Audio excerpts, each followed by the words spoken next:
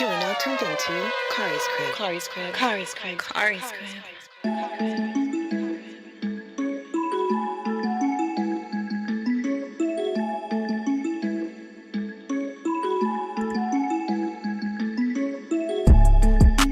What's good and Tim, pretty people? Friday evening, my name is Khary, this is my crib, and I invite you into my home for another evening of the dopest live stream that's something like a podcast, something like a newscast, and something like a showcase. We're gonna have a good time, baby. We got some interesting news we're gonna be talking about. We got an even more interesting topic we're gonna be getting into. We got a dope guest joining the stream by the name of Nikwa B. It's going to be an interesting time. It's going to be a fun time this evening. I'm glad everybody is joining me this evening. All my viewers out there, all my house guests in the chat, I'm glad you checked in. What's going on? How was your week? How are you doing? My homegirl Mimi is checked in with us as usual. It's going to be a good evening. I think we're going to have a very fun night. How you doing, Mimi? How you? I'm motherfucking tired, yo. You motherfucking tired. It's been a long day, been a long week. Y'all been running around like fucking Bob the Builder. Like, seriously? I done mounted a damn TV, mounting mirrors. Like, I need a man. I should not be doing this in myself. This is not okay. You need a man. A man is going to do all of that for you. That's the only reason you need a man? I need an old school man. I need an old school man. I don't need no new school man because the only work these new school dudes know is computers. So you need a handyman. That's what you need. You know what? And watch. You gotta be specific when you ask God for stuff. You know, you gonna ask for a handyman, and he gonna have 3 teeth. You gonna get a living color skit walking. How you doing? You gonna get a living color script showing up at your door. I don't need you asking shit for me, Khary. Don't do it. She needs a handyman. Dude's gonna end up with 3 teeth. 2 of them gonna be in his pocket. No, thank you. You think that skit would fly nowadays? That living color handyman skit? I don't think people would get it. You don't think people would get it? Or do you think? I think people would get it. I think too many people would be offended by it nowadays. Oh, absolutely. I think, so I'm not sure that they would be able to do that bit this week. This time frame. Okay, I'll say this week. Hold on. Let me say, hey, house guests, how are you guys? Make sure, since you're already here, make sure you like, subscribe, and share. Yes, because I already forgot to tell them to like, subscribe, and some shit. I never remember. I need to put that on my checklist. That needs to be on my checklist. Start the stream. Actually, you know what? I need to start practicing my intro with that. Make sure you like. And all those other hold words, on. So we're gonna start this. We're gonna start today off really great. Hey Lola J in the chat. I look like Florida Evans, but I'll beat you like James. Oh shit! I'll pack you up real quick, early. Wait, that's that one person that was tripping before, right? Or wilding out. I don't even think I can see they shit on the screen to actually tell you the truth on my shit. Actually on this one I could maybe. We'll see. Yeah. Oh, so you do anything fun this week though? No. No? No. Okay. All right. I went out last night actually. But I went out filming. I went out to the poetry shit. I went out filming. I was doing some, you know what I mean? It was a little bit of work, but not really work. It's fun, but you know what I mean. But my homegirl there told me, she was like, yo, went and got my nails done this week and shit. And she was like, yo, how my she was like, my nail person was like, yo, this girl was in here earlier this week or some shit, and she was talking to me and shit, right? And she was like, yeah. She was talking with this dude that ghosted her, right? What? Yeah, she was like, yeah, she was talking to this dude that ghosted her. And she was like, yeah, he's the film guy at your spot, you know? Because my homegirl actually runs the spot, you know? She's like, yeah, she said that he's the film guy at your spot. And she was like, she said one name, which was the dude that was doing it before I started doing it. And he was like, nah. And then she was like, what, Khary? She was like, yeah, that's it, exactly. You know? And I was like, ghosted? So it was you? Yeah, it was me. They was talking about me. All right, so I was like, ghost? I was like, who the hell did I ghost? You know? Because I wasn't, I thought ghosting was like, well, actually, what's ghosting? I read an article today. Hold on, you asked the question. Ghosting is when you've been communicating with someone or you've been seeing someone and then you disappear without notice. Okay, now, disappear without notice. I initially didn't think I ghosted her, but then I heard an article today about Chelsea Handler. She said she got ghosted by Cuomo, the governor, right? And she said that they scheduled a date, and she hasn't heard from him since. So first of all, Chelsea Handler needs to calm down. Yeah, calm down, sis. Don't try to get everybody from New York. Like, first you went through 50 and a couple of other melanated people. Now you trying to take our should-be melanated governor? Like, he has a pandemic to deal with. Seriously? But go on. But, which I didn't think I ghosted because she never hit me up afterwards. Well, maybe she's been waiting for you. Clearly, she's been waiting for you. Okay. So if I ghost, so if I just don't text you, that's ghosting? Well, have you ever communicated with her before? We spoke prior. We were supposed to go out. Some shit happened that I had to take care of with my son and shit got sick and whatever. So I took care of that and totally forgot I was supposed to take her out. You know? So you were supposed to hit her up and say something, Khary. Right, but I didn't. You know, I figured, you know what? She didn't say, yo, what happened? I took that as she don't want to hear any excuse I have. Or you can take that as she's not trying to pressure you and she's just waiting for you to speak up. Like, the fuck? So I probably should have. So I did ghost her. That's what you're saying. Yeah. Huh. What? We already came to that. I'm not doing this with you. Like, I thought she would have had. Everybody saw. See, okay. Time today. I took ghosting as we was communicating, and then I was the last one to text. So I think she was supposed to text me, right? Khary. I'm not. Khary. Men in general are hunters. If you were interested in this woman, this young lady, you would have communicated with her. Okay. If it had been some time, you would have definitely reached out. All right. Our people are saying I was ghosting. They said I ghosted. So do I have? Am I supposed to hit her up and apologize now, or should I just be like, no, leave her alone? So stay ghosted. So once you ghost, there's no unghosting. That's what you're saying. You know what? I got a new toy that I would totally use on you if you was in my face.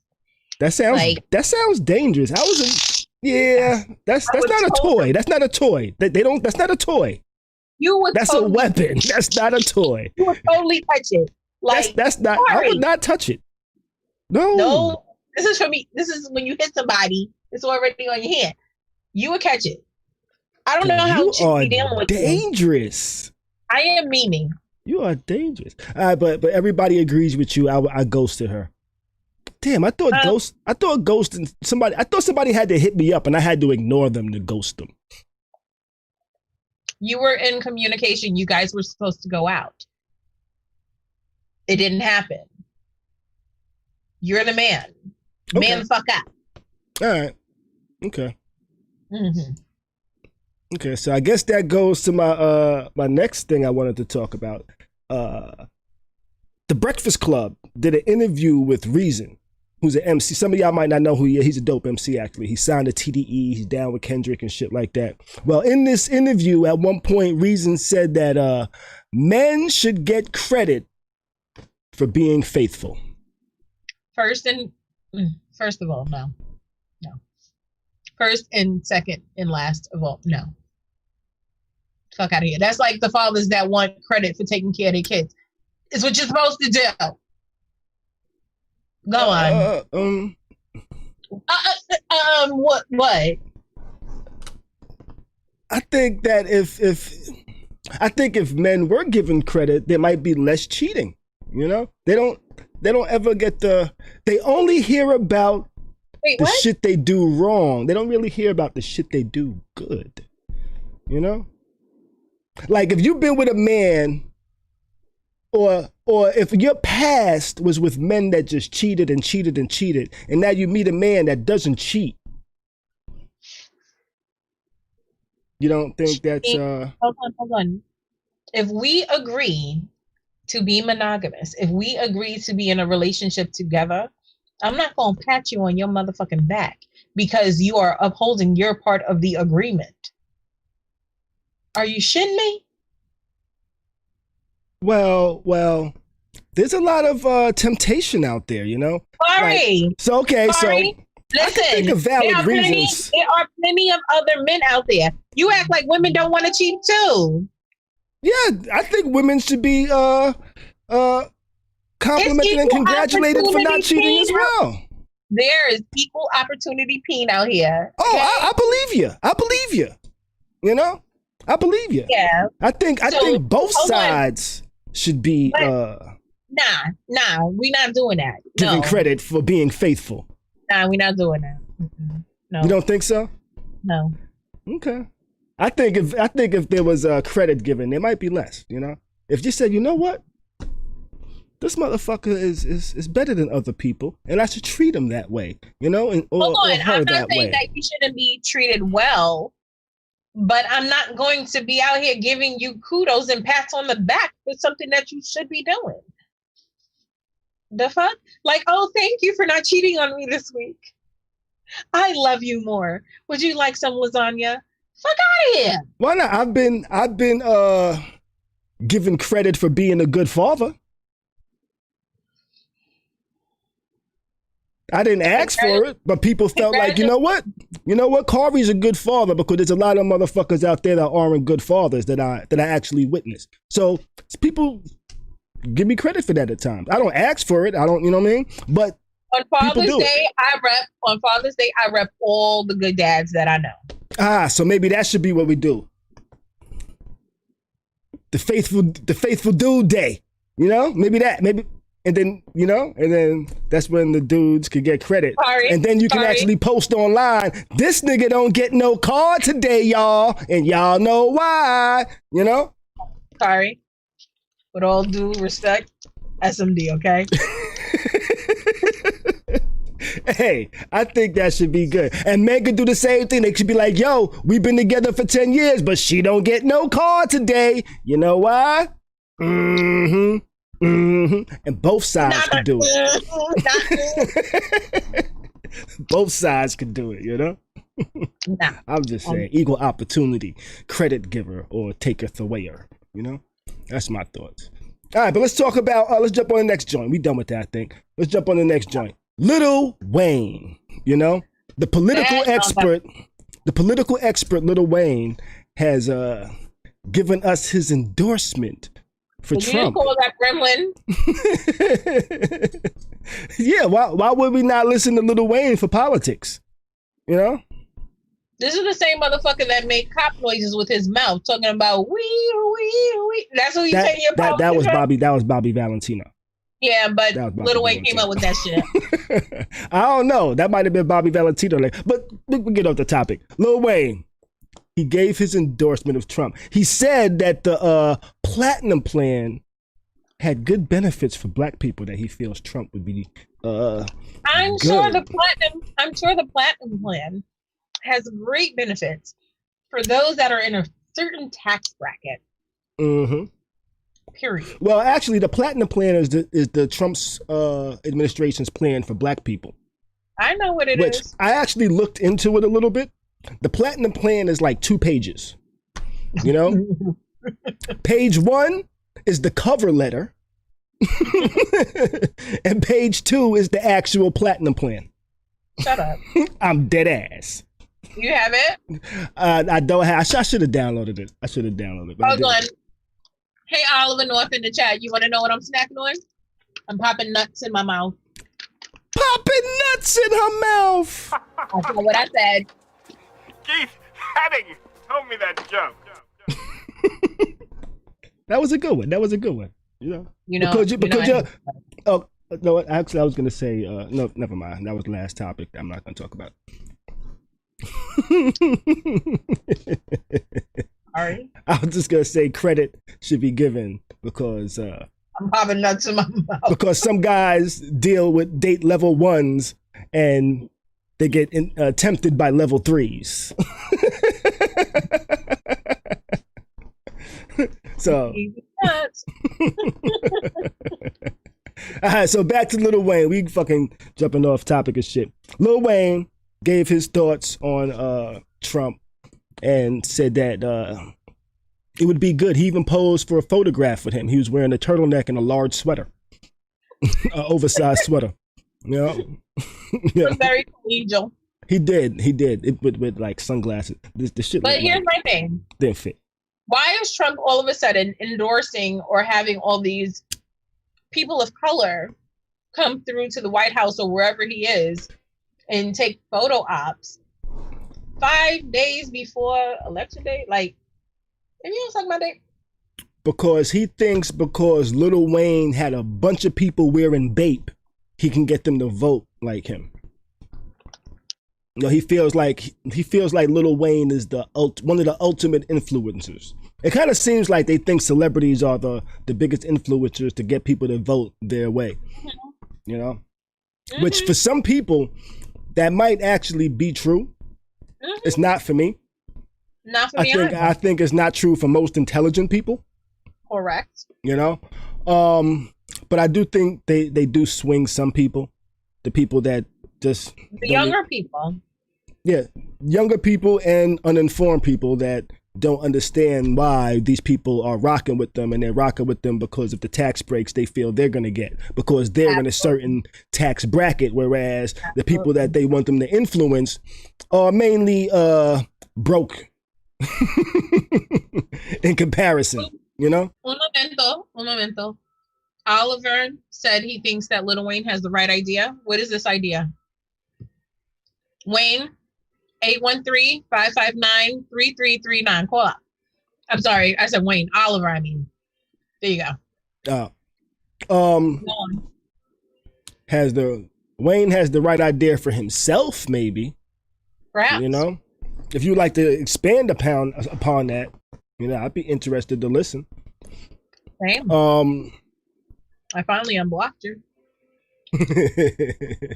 But nah, I think people need to make their own decisions, and I don't understand. I don't know why these administrations think entertainers are our political guides.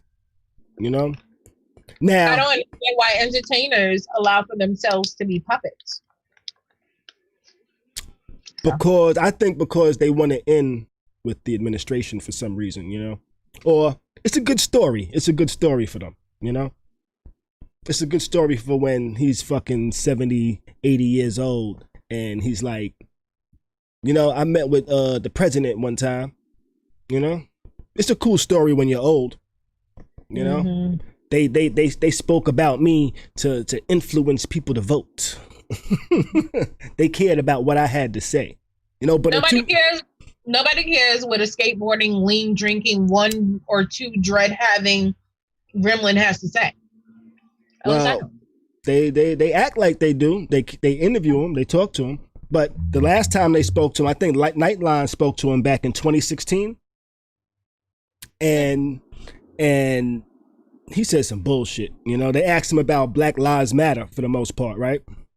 Hold on. Did P Stunner say Trump 2020? Mm-hmm. Yeah. You got people for both sides over here, girl. You know? So, what was I saying? Is P Stunner our peoples?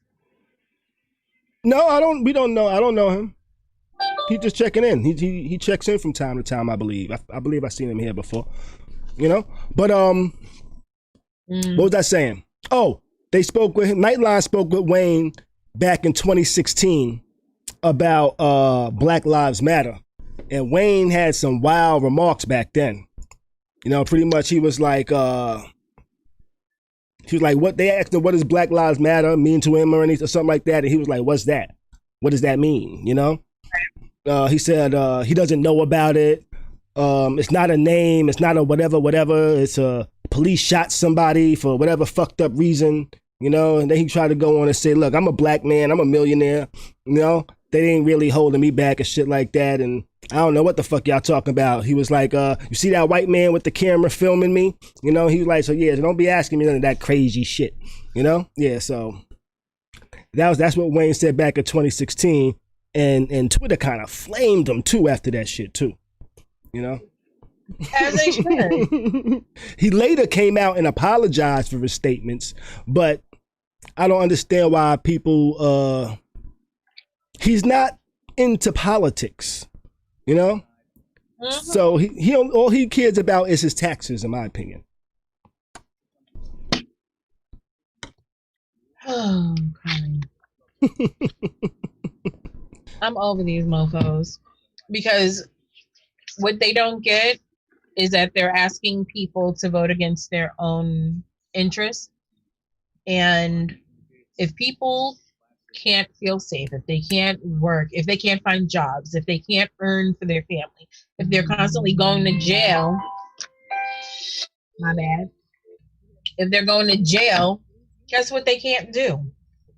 Buy your funky ass records, stream your funky ass videos. Guess what you won't do? Earn income from those things. So yeah, sure, tell your people to vote against their own best interest. Mm-hmm. It'll trickle down and then you'll be mad. Go on. I saw an interesting tweet in regards to that. Somebody tweeted, seems like some of these entertainers are being pro-Trump because they feel like they're going to save them money. He said, but why aren't y'all blaming Trump for not being able to currently make money? You know? That part. You know? That because part. of his... throw the horns in there. Bang, bang, bang, bang, bang. We did the horns there?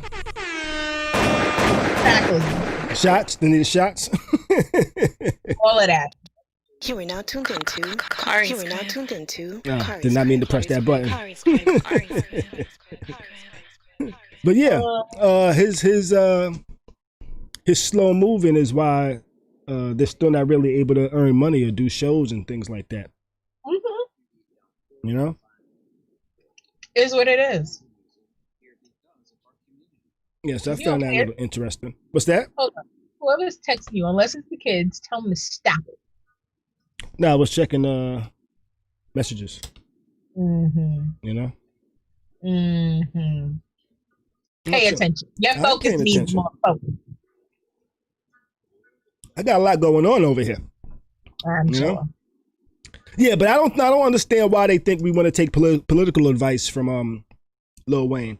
Now, if J. Cole or Killer Mike went and spoke with Trump and they came out and said, you know what? We spoke with him. We looked at some of the shit and he does have some valid points to make. Then I might be able to say, you know what? I might want to investigate this a little more. You know, I kind of trust their political. What's that? You should want to investigate or research on your own, regardless of any celebrity endorsing it. Right. Have you read the Platinum Plan? No. Right. That's what I'm saying. If they went in there and I didn't read the Platinum Plan neither. But if they went in there and came out and said, yo, we actually looked at this plan and read this plan and shit like this, and this is what we think about it, I would take their feedback on it with a little more credibility than I would Lil Wayne. That's what I'm saying. Nah, I follow. You know? Like there's some entertainers that I hold it to a higher regard when it comes to intelligent thought.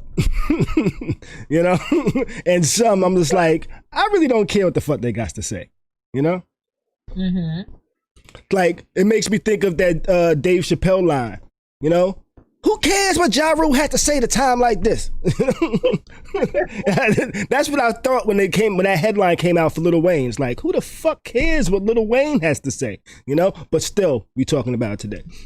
So check this out. With Black voters, it's 83% towards Biden and 8% towards Trump. With the margin is fairly large, sir. It is a large margin. Uh-huh.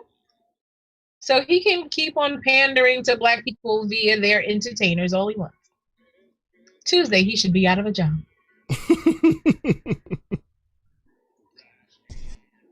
Oh, somebody doing a dissertation over here. Hey, Val. Mm-hmm. Agreed. Yes. But they're not gonna let me read your whole thing because you wrote a dissertation, Val. Sorry. You can call us 813-559-33. Yeah, I'll open up the phone lines now. You know, if anybody wants to call in. Dope. I mean, people so quickly forget that Trump was talking about sending in the military to Chicago if killings didn't stop. You're not sending the military into these high school because these clear kids keep on shooting them up. Mm-hmm. You're trying to help their parents keep their guns. Like, the fuck? Mm-hmm. I totally agree with you there. You aren't talking about these homegrown terrorists. Which last week I did mention that a study did come out saying that white supremacist organizations were pretty much the leading cause of terrorism and terroristic acts in the U.S. in the past 4 years. I think it was 4 years, if I'm not mistaken. Everything about Trump is just ugh. So I'll be glad when he's out of office, because when he's out of office, we will have about 6 months of him in the news, and then I think we'll be done with Trump in the news. I don't believe that. I think Trump is going to make himself relevant by tweeting every damn day. Like, you should have chose me. America, you're lost without me. At that point, people are going to be like, oh, you're a loser. We're not listening Trump to you. Is going to be the disgruntled girlfriend that every person hates, okay? You know what? I won't even say disgruntled girlfriend. The disgruntled girlfriend? Partner. Okay. I'm going to stalk us while we on vacation. Let's take a call real quick, and then after this call, we're gonna bring in our guest. Hey, caller, you're on live with Khary's crib. What's going on? How you doing? Hi, hello everyone. How you doing? Thanks for having me. Who? This is who? I'm fine. This is Trina. Trina, how you doing, Trina? Hey. I'm fine. Just wanted to call in and make a quick comment. First of all, I think it's really sad that Trump is taking opportunity to try to pull any kind of stunt again he can to grab the black population vote.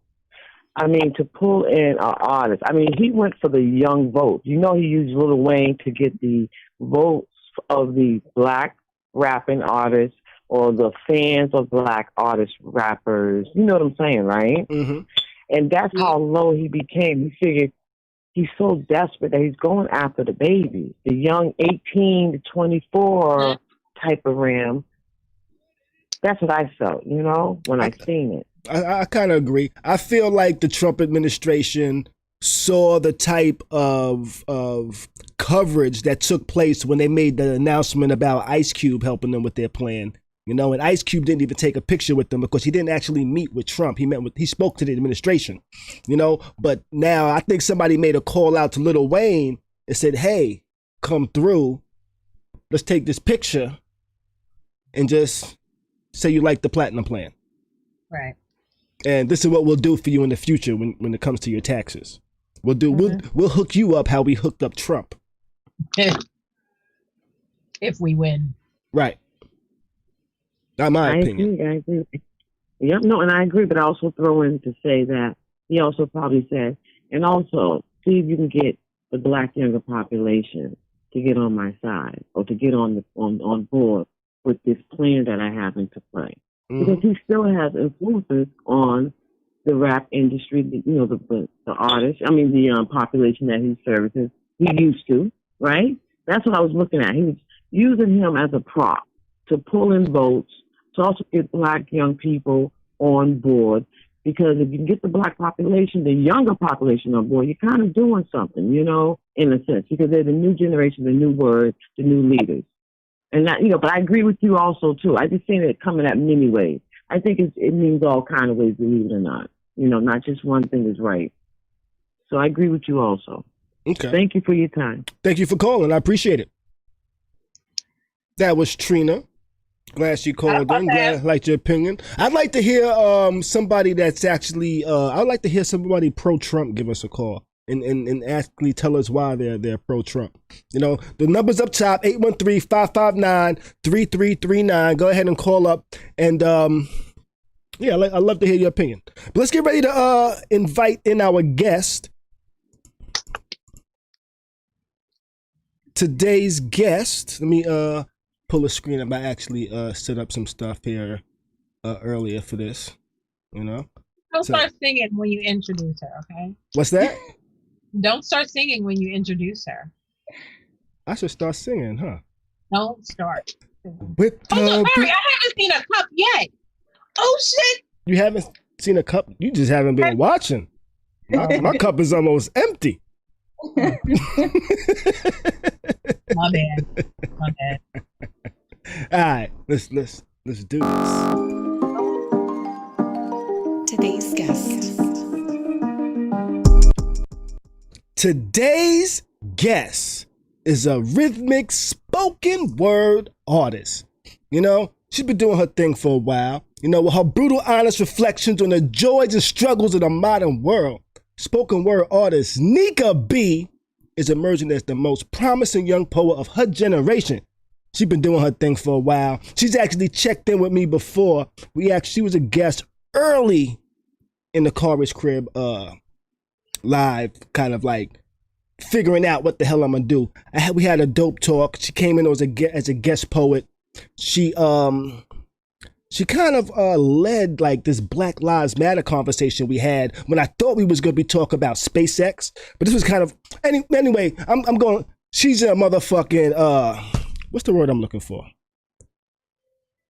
She's an activist. That's the word I'm looking for. She's an activist. She's a dope poet. She be out in these streets protesting and holding it down for all of us. I'm gonna introduce my homegirl, Nika B, to the stream. She's been doing her thing for a while, and I am very glad to introduce her to y'all and bring her to the stream once I set up my screens and get these things viewing right, because I have a lot going on. All right, here we go. And then that messed up right there. But here we go. Nika B, everybody. How are you doing, Nikwa B? I am doing I said Nika. It's Nikwa B. Thank you for joining the stream. Thank you for joining the stream this evening. Thank you for having me. I'm really honored. I'm honored to have you as a guest. Now, I know you've been doing your thing for a little bit. How long has it been since you started writing? Since third grade, but I had stopped during high school because I was a young parent and I started to take care of my responsibilities. Okay. And then I started to deal with a lot of struggles as far as like death in the family as I got into my 30s. Okay. And that's when like my anxiety and depression came in, and that's when I started back writing again. It was like my therapy. All right, so that helped you through that. How to deal with that every day, and like I have to do it. Yeah, so it kind of helps you understand yourself. Would you say that? Yeah, like it helps me get through like the times when I feel like I'm being like pushed like 10 steps back, like I'm like finding myself in the downward spiral, as far as like anxiety and stuff like that. When I feel like I'm thinking too hard, I'm in my head too much. I'll just write it, just to like get it out. And it's a form of therapy, a cognitive therapy for me. you know, I try to face it head first and try to do it the best way I can. And that's why I always like try to like donate to like mental illness and stuff like that, because it's real. It's not a fake made up thing. It happens out of nowhere, and you don't have to like have it in the family. It just comes to you. Okay. All right. Yeah. So your writing helped you deal with a lot of that, huh? Well, go ahead, Mimi. No, I was gonna say that's very brave of you to reveal that to us. Thank you. No, thank you so much. I actually want to reveal it to people because actually I started to do like a mental health virtual party, like it's like a every other Saturday kind of thing, like it's like pajama day or Halloween or this and that, like just so people can have somebody to talk to and they don't feel alone, because I really feel like it all stems from feeling like nobody understands you, you don't have nobody to talk to, and a lot of people don't know how, can't afford therapists and stuff like that. So it's very important to me to pay it forward, because you know, whatever was given to me, I want to give back. That's amazing. And where can people join this? How does it work? It's every other Saturday. It's powered by Zoom. They can just join in. I give out like the link in my bio, and I also give out the Zoom and also Eventbrite. They can go on Eventbrite and sign up. Okay. So make sure y'all follow her at Nequa B. You know, where can they? That's what, Instagram, only Instagram, or their Twitter? Instagram. So Instagram and Facebook. Both at Nequa B. Yes. Got you. And I got that down on underneath her video right here. You know, so y'all can see that and make sure you copy it and follow her and stuff like that. You know, I had we normally go through like a couple of stories and I go into today's topic, but I actually got like 2 more stories left before we jump into the topic for today and stuff like that. Okay. So one of the stories that I had left was Netflix is increasing their price by $1. Really? Does that bother you? Does that bother either of you? Does that make you say like I'm gonna cancel or keep it, or it don't matter? I'm not gonna cancel because all my shows are on there. It's better than paying cable at this point. But for me, like, we're in such an economic crisis and everything, and for some reason it feels like not only Netflix, but like trying to get an apartment or a house or anything, the prices went up. And I feel like they're trying to take advantage of the people who are struggling. And I don't think anything should be going up. I feel like they should be giving out deals. And like, regardless, that dollar means a lot if you don't have $1 to give. Right. So like, if I can't pay that extra $1 to get some kind of entertainment, to get my mind off of whatever's going on in this world, then you're taking away a form of my getaway a little bit. So I mean, $1 doesn't sound a lot for people who got it, but I'm looking out for the people who don't. So I got the $1, but I'm looking out for people too, because I share my account. Me too. My mother, my father, like 4 other people. If you go on my Netflix, it'll be everybody's name on my account. I'm like, who's this? Like, but you know, Sharon is Karen. I'm off mine before. Oh, yeah. My little brothers be watching weird stuff. I'm like, yo, y'all gotta do something about that, because I got anime this, anime that. Oh gosh. Actually change the password on mine periodically. Like, if you don't fuck with me no more, you ain't got the password no more. Oh snap. And then I make sure. And then I make sure I hit that sign out of all other locations. Oh, you're an asshole. And by the way, if that ghosting thing, you definitely ghosted. Definitely ghosted. Shit. Thank you. Well, it is Halloween, right? Huh? It is Halloween. Yes, it is Halloween. You definitely tricked her. I tricked her, huh? Yes. Like your mind. Do y'all subscribe to multiple services? I do. I have all of them. You have all of them. Hulu, I have Roku, because that comes with my TV. Because when you have a smart TV, like you depending on what kind of smart TV you have, you can like join their services as well. And I have Netflix and all that stuff. So yeah, I have a lot of them, but most of them come with like a free year of You got lucky. Hold on, I'm thinking. So I got my new baby, and that baby came with TV Plus, which is free. You don't even have to sign up. Oh, nice. But I have Hulu, I have Netflix, of course I have Amazon Prime, I have Disney Plus, I have Stars, HBO Max. I got all of those. Yeah, I have those too. It comes with my TV. Do you feel like you're saving money on cable? Yeah. I just downgraded. Downgraded what? Downgraded what? My cable channels, like I don't need to pay. Wait, you have all of that plus cable now that you don't even watch, but you pay for it. I just got Wi-Fi now, and I just watch my shows that I watch all the time because like it's pointless. I did that for a while, but every now and again I need to catch up on like 90 Day Fiance. They have live TV on Hulu.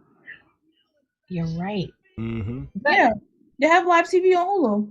Yeah, if you can get just internet, I would get just internet. And if you got all of those damn plans, if you got Netflix, Hulu, Disney Plus, if you got all of those and still paying for cable, you're kind of like defeating it because now let me ask you, are some of those I feel attacked. Is the HBO do your thing, girl. Is the HBO Max or the Showtime or the Stars, are you using your cable account to log into it? Yeah. Okay, so you're not actually paying HBO Max and Showtime and Stars. You're using the ones included with your cable. Okay, so you're not paying for those. Okay. So now if you did cancel your cable, then you would have to go and pay for those each individually. It would be cheaper, but... Yeah, it would be cheaper. But I thought you was paying for them all individually and paying for cable. No. So, like, I watch CNN. CNN is only through cable. You can get CNN on Hulu, too. They have all, like, the I watch CNN on YouTube. Yeah, I watch my news on YouTube. I watch Young Turks on YouTube. I watch Young Turks because I feel like they are like the most accurate. Like I don't really watch the news that like mainstream news. I watch the Young Turks. They're very biased. They're very biased. Yes. They're very biased on the left. You know. I think they're more progressive. Right. They stay coming at the Democrats all the time. Mm-hmm. They feel like they're weak. They don't like the Republicans neither. They're very like vocal about how weak Democrats are because that Supreme Court justice should not have been in there. Should not have got put in before the next president came in because they gave Barack Obama, who gave it a year before the new president came in, and they filibustered him and told him he couldn't do it because they wanted to wait until the next president come in, and then all of a sudden we lost our Supreme Court justice, whatever. That's okay. It's okay. And when Joe Biden wins, they'll expand the Supreme Court to 13. Yep. I just really feel like, all the politics is biased. They go according to their their best interests at heart, not at the people's. Because honestly, they work for us, and people forgot that. People literally forgot that they work for us. Mm-hmm. They're supposed to be for the people and by the people. Mm-hmm. So like, they fill their pocket by their pocket. Yeah, by our pockets. Yeah, you're right. You're right on that one. Because taxes aren't even constitutional, but you go to jail for it. Yep.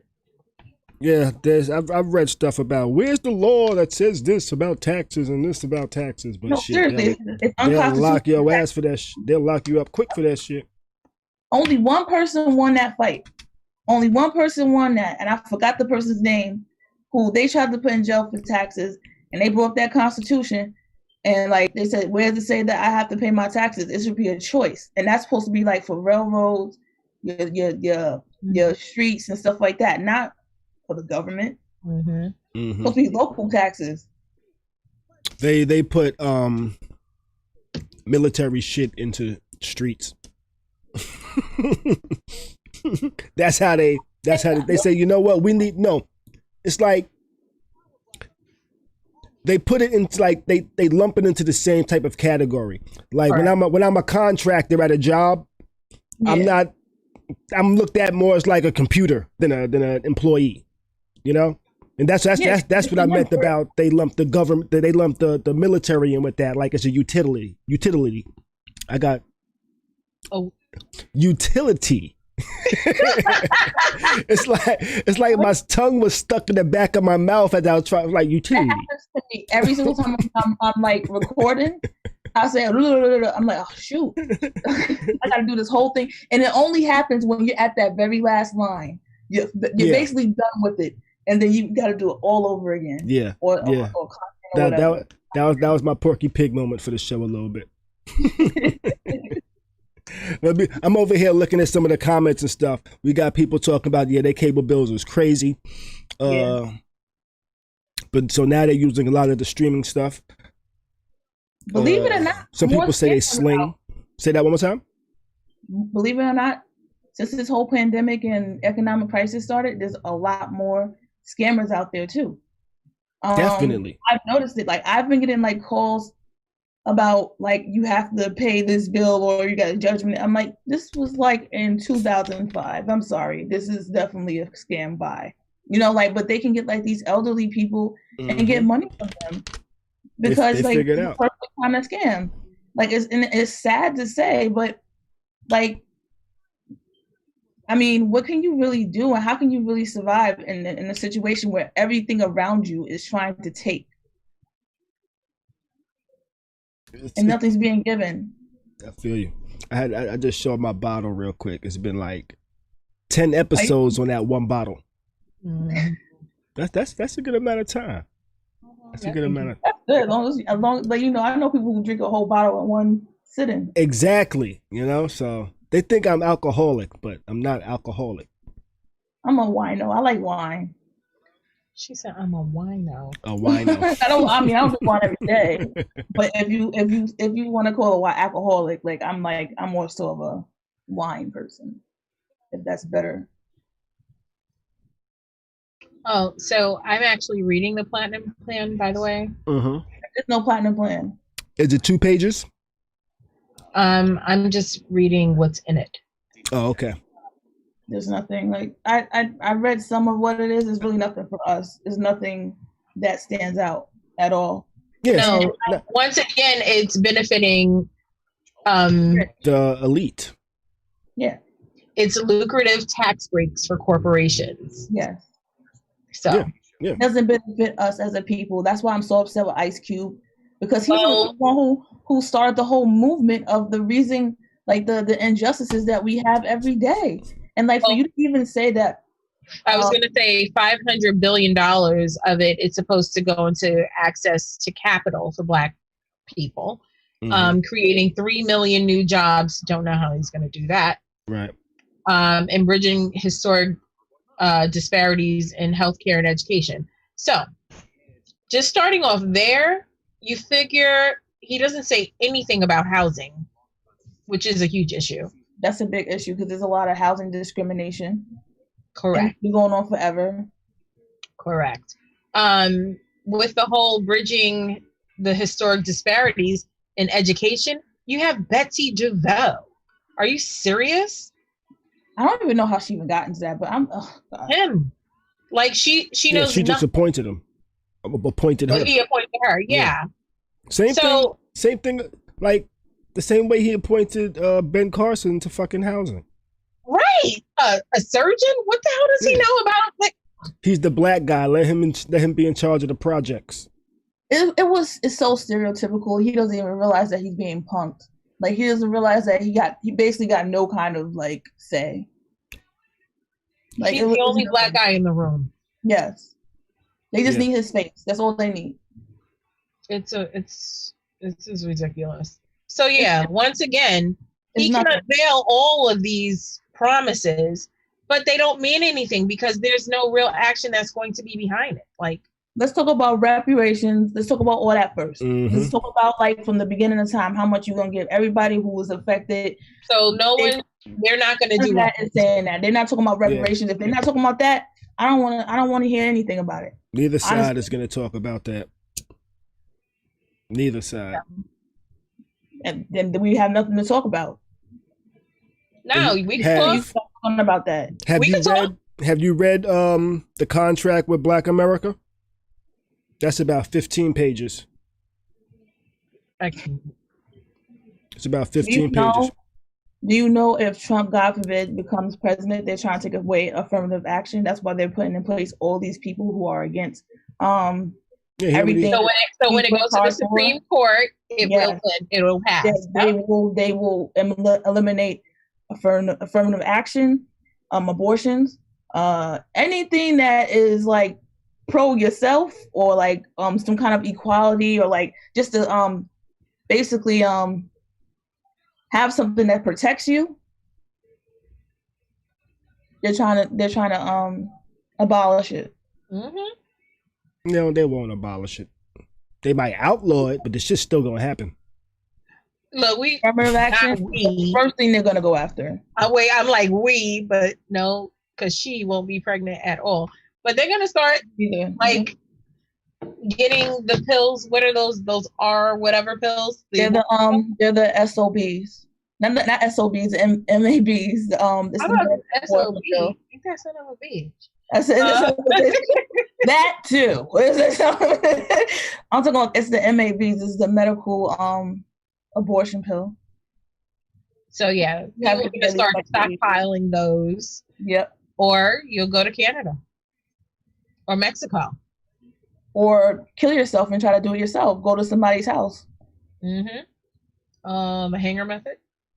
I don't know what the heck it is, but all I know is that that's what it used to be back in the day. They would use a hanger. Yeah, that's crazy. That is crazy. Or all of a sudden somebody gets mugged and get punched in the stomach a bunch of times. I bet you that would happen too. Slam that pregnant lady. What's that? I'm sorry. Did you see that police officer? That police officer who slammed that pregnant lady in the jail cell? I believe outside. Like it wasn't in the jail cell. Oh, I didn't see that one. I didn't see that one. Who does that? I didn't see that one. Who does that? Police officers. And there's police officers do that. White police officers do that. And black police officers too. Why I probably they ain't only white ones. Yeah, you're right. I was like, you know what? Black ones do that shit too. Yes, they do. I mean, there's bad everywhere in all races. I don't care what nobody say. There's ignorance everywhere. You know, everybody has a bad person everywhere. I'm not gonna sit up here and speak for all black people, but some of them work against us too.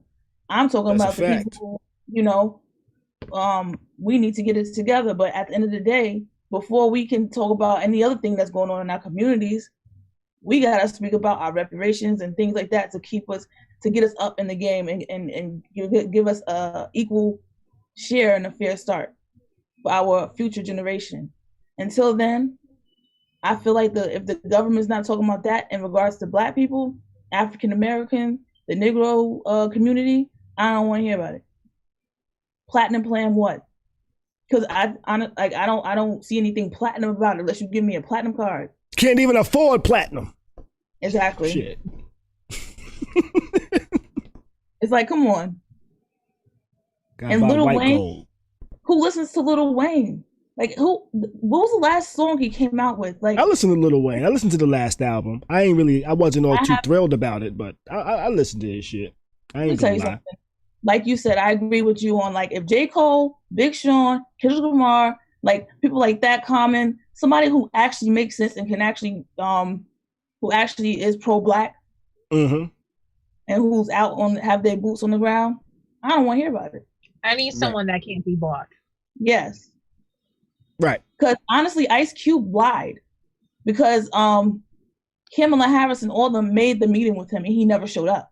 Oh no! When you talking about the Zoom meeting? He was supposed to be there. He never showed up. I agree with him on that one though. He was like, that was a waste of time. That was not a waste of Why? time. Because it wasn't just him and his group. It was a bunch of entertainers to have a pretty much an open forum of discussion. So what's wrong with that? If it's That still a leads to discussion? nothing. That's like what we're doing right here. It leads to something because If it leads to nothing, and if it's what we're doing right here, let me get it back. No, what I'm saying is we're talking, we're having a discussion, but it's not going to lead to any policies being done or created. No, well, there's the whole point. Hold on, wait. The whole point was sorry. to have If it's supposed to be a discussion and no policies are being made, Trump isn't making a policy. Exactly. And that's why I'm saying he didn't go to that Zoom meeting, because it wasn't a meeting to create policy. It was a meeting to just have a discussion for optics. It was just a bunch of entertainers. He's doing the same shit. I can't. So why does it make sense for him to attend one and not the other?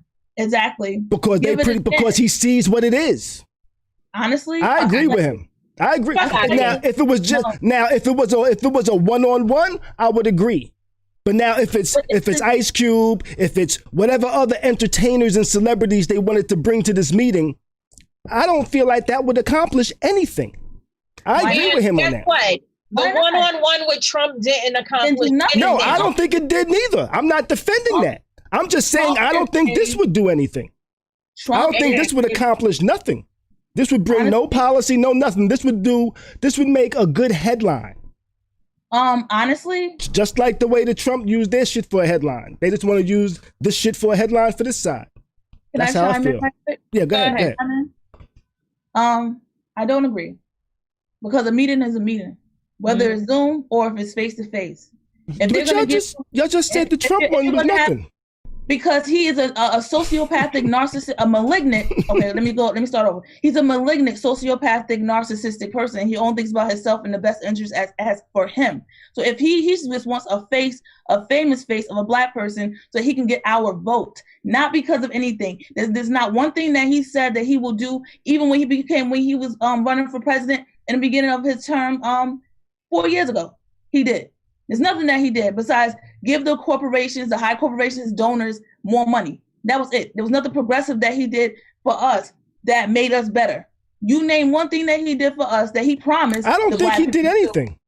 He didn't do absolutely nothing. So what makes you think it's going to be different now? I don't think it's going to be different. Hold on. So wait. I'm not defending him meeting with Trump. He probably would have got further talking to Kamala Harris and them, because they spoke initially. This is the second time they're talking about a meeting. This isn't the first time they said we'll talk to you later after the election. Charlemagne even confirmed. He was like, listen, I don't agree with Ice Cube, because I was there and he was supposed to show up and he didn't. You can't do that.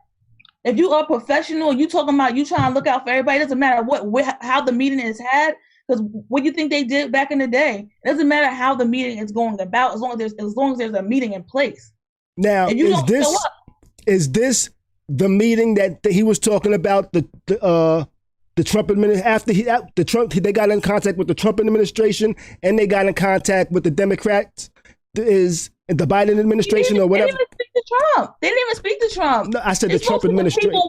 The Trump administration. But Kamala Harris and them was actually trying to speak to them personally. Right, but this is after the fact. It doesn't matter if it was before or after. Did he not try to speak to them before, and they said? Yeah, he ghosted them like you did. No. They tried to speak to him before.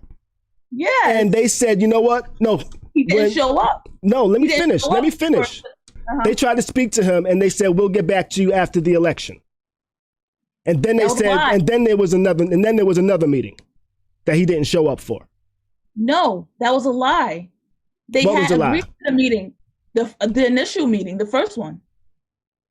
That's why they had to do it Zoom, because he didn't show up for the first one. And then he ghosted him on the second one, and then pretended try to use the first excuse as the reason why he didn't show up for this one. From what I heard, the first meeting was they didn't want to do it. They didn't want to speak with him until after the election.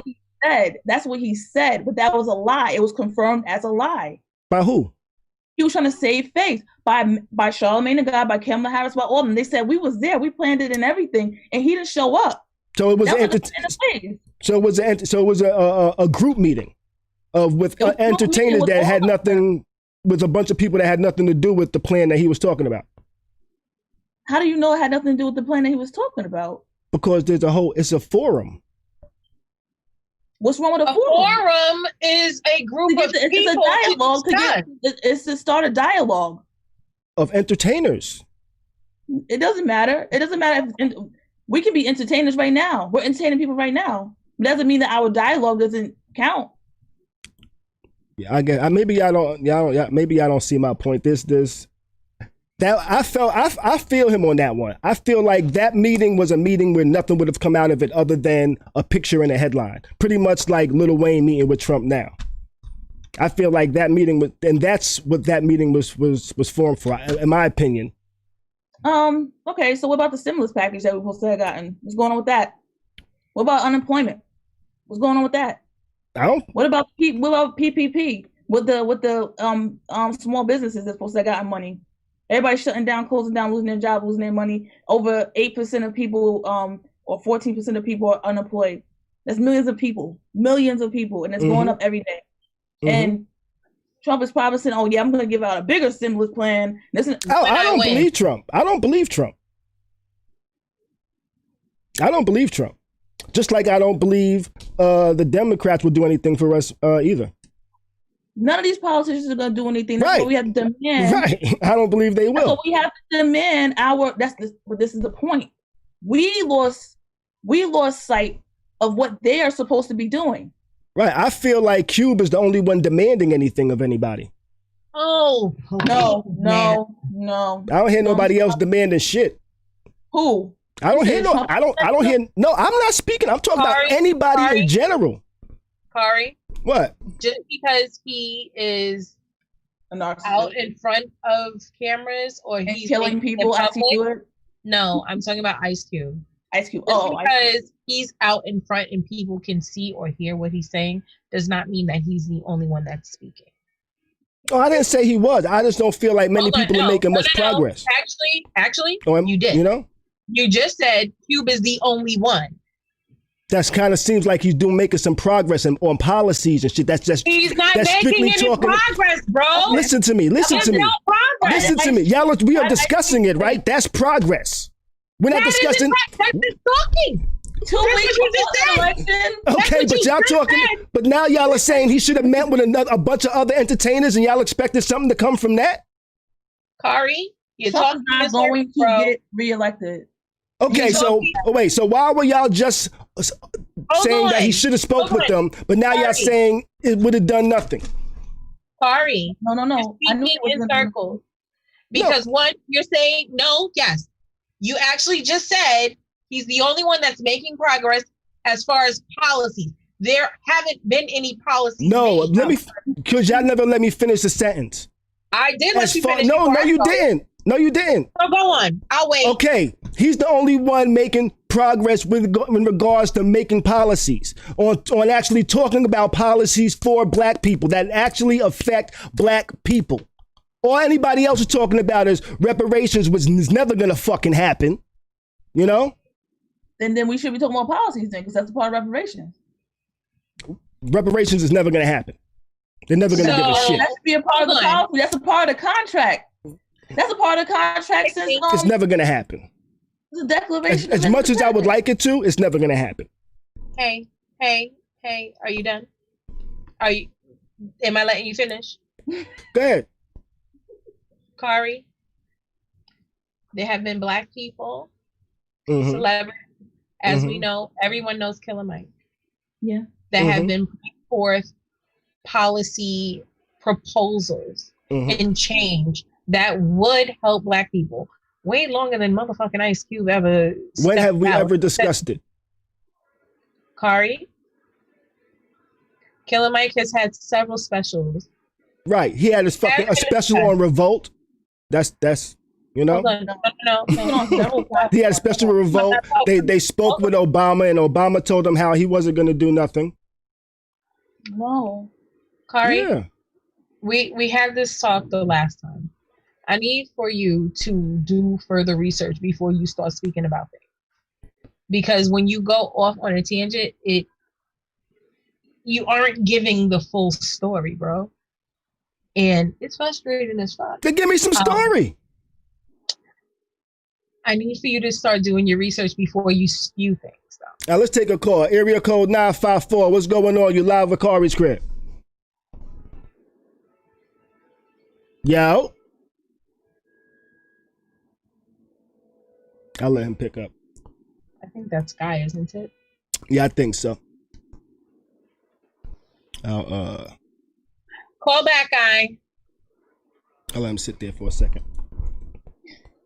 See, no, when I was saying, y'all just said that he's not doing shit, but now y'all saying he should have had the meeting. But then you also say the meeting wouldn't have done nothing. No, what we said was it was to be a discussion. You cannot say that one party was open to listening and talking to you and then saying that the other wasn't, and then start retweeting shit from the party that you spoke with, and then you're downing the other party. Yeah. Especially when they gave you a seat at the table. Exactly. Because it wasn't done to the specifications that you perhaps wanted or that you perhaps were comfortable with, you chose not to engage. That doesn't mean that they weren't there to have a discussion. And how's that benefiting the people? Hold on, Brandon. Yeah. It doesn't, depending on who wins, yes, it still has to be a fucking discussion. Yes. No policies are going to be passed. Not before election day. No, I know that. Okay, that's what my stimulus check. Shoot. I don't, fuck this. I work. Fuck stimulus check. I work. I know no policies are going to be made for the next couple of years. Okay, but even to have the discussion, you didn't show up, but then you're spinning the narrative that only the Trump administration was willing to talk to me. Yeah, you can't say that. Right. And everybody's talking with and then for you, Khary, to he say, didn't technically lie. I understand. I do understand. I do understand. Okay, well, technically he didn't lie. The Trump administration didn't want to speak to him. I mean, the Democrats Biden administration didn't want to speak to him. He wanted to speak to him. They wanted to speak to him and a bunch of other people. It doesn't matter what form it matters. What's that? They was extending the olive branch. Sir, you I understand. And didn't show. What's that? What's unprofessional about saying I'd rather not do a group discussion? No, because you don't want people to question, basically not having other people there, it won't hold your ass accountable. Exactly. Nobody, it wouldn't, if he doesn't have other people there, there's no one else to hold him accountable. They do that every fucking day in politics. I'm not doing this with you. I'm not. Next. Every day are one-on-one conversations. I'm going to go back to taking selfies or something. Go ahead.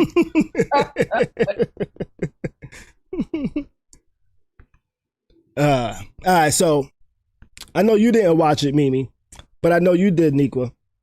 The BET Hip Hop Awards. You saw the cipher and shit. I didn't watch the whole awards. I didn't watch the whole awards either, but I saw that cipher. But I saw the cipher. You know, and the cipher was kind of lit. It was who was it? It was Brandy. Tiana Taylor, Brandy, Erykah Badu, and her. I love her. Her, yeah. I didn't know she was when you said her, I actually was like, who was she talking about? Who was her? And then I realized you're talking about her. Let's see. All right. 954 is calling back. 954, what's good? You on live at Khari's crib? First of all, happy Friday, everyone. Happy Friday, bro. You're celebrating your Friday early. Always, man, always. I think it's some things that y'all are missing in this conversation. Like, it's a lot of valid points being made. But first of all, I think the issue is we are so emotional about this election. We're not realizing that anybody trying to talk to anyone to make it better is some type of progress. Trying to talk, whether you don't like what Trump's saying, you don't like what Biden's saying, you're not the biggest fan of Ice Cube, whatever it is, people are trying to make things better. The thing I want to touch on is that we go off people's character. I've never seen Ice Cube talk about anything where I would question his character as to where he would go into a meeting with Donald Trump and try to do anything that would favor him over the black community. I think that's a really I agree bad, with you there. Thought process that we have, because the same things were done to Jim Brown, same things were done to everybody else that met with Trump. And the people don't understand. We have this false bully mentality, like we can force politics. You cannot force politics. Politics are business meetings, like when you discuss making $1 billion together. There's no emotion. There's politics. Your facts, my opinion, your opinion. We try to meet in the middle. That's what politics are. Right. So for black people to come out and publicly put down another black person trying to have dialogue defeats every argument that we all want to get up here and make. You don't put down another black person trying to have a dialogue with a person who's already in power. He's trying to make something happen. Can I chime in on that? Yeah, go ahead, honey. Sure. I understand what you're saying, but like I said before, it defeats the purpose. It's like talking to a wall because the person who you're talking to does not have your best interests at heart. Nobody's bringing anybody down. Honestly, I feel like Ice Cube was the one who basically did that to Kamala Harris and them. He basically made it seem like they were the enemy. They were wrong. They didn't want to meet up with him. Regardless of how the dialogue was going to happen, it should have happened regardless. If he was thinking about the best interest of our people, because you can't be selfish and then say you're doing something for someone else. You have to do it without having your interest. Oh, I want it this way. I want it that way. If I'm going to Zoom you, and if that's going to make change, then by all means, I'm going to Zoom you and have a educated discussion. But as far as Trump, the difference is I know his character and everything that he's shown to us. He doesn't care about not even his party. He doesn't even care about the people who vote for him. So what makes you think that why Ice Cube going to see his administration, not even Trump, to see his administration and gonna laugh at him when he walk out that door, is gonna make any kind of change? I can answer your question. You're assuming the other side wouldn't do the same. I can answer your question. I don't know who you are, young lady. Pleasure to meet you. The first thing is this. No one has actually been able to get an answer about Trump's platform for the black community that we all want to hear, that lays out policy about black economic wealth, giving residuals in states to black-owned businesses, things of that nature. So these are what people who have platforms are trying to go and find out, because Ice Cube's platform is a lot bigger than a lot of other people that you think should go and talk to him. So people who have a platform are always given an opportunity to go and talk. Are there black pawns? Yeah, Lil Wayne was a black pawn. We already know that. I agree. Lil Wayne has always been vocal about the fact.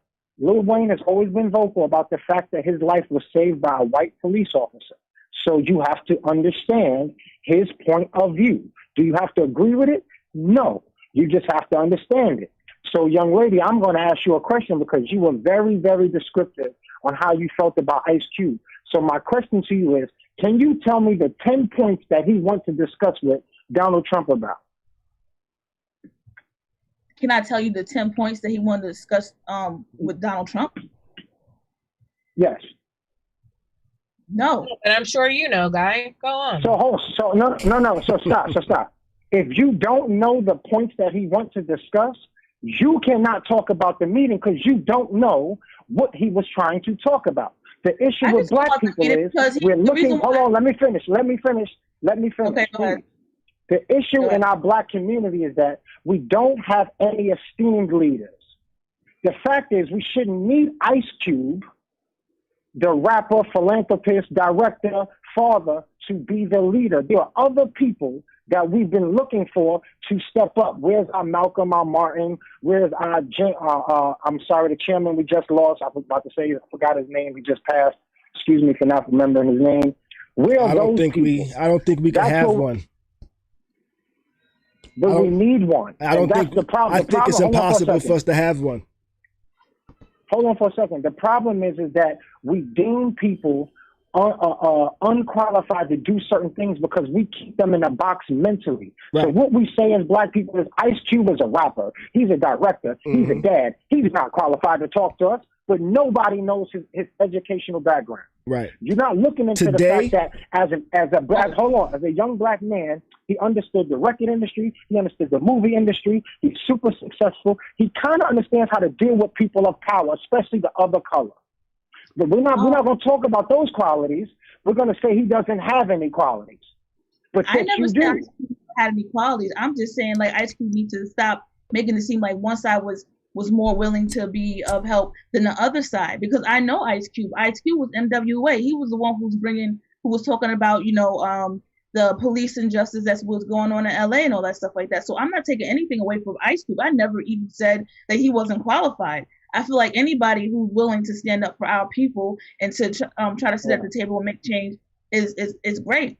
But what I'm saying is don't try to demonize one side and act like, okay, well, they weren't willing to have that seat at the table. Because even though I don't know the 10 points that he was talking about, regardless of the fact, he sat up there and lied on another side on another party because he was trying to save face. And honestly, for me, Ice Cube, I looked up to since I was young. So I'm not gonna sit here and down talk him. But I feel like a lot of these artists, not just Ice Cube, are looking out for their coin. Because if Biden gets into office, he's gonna tax them just as much as we get taxed for regular jobs. And they're not trying to have that. First of all, that's not 100% true.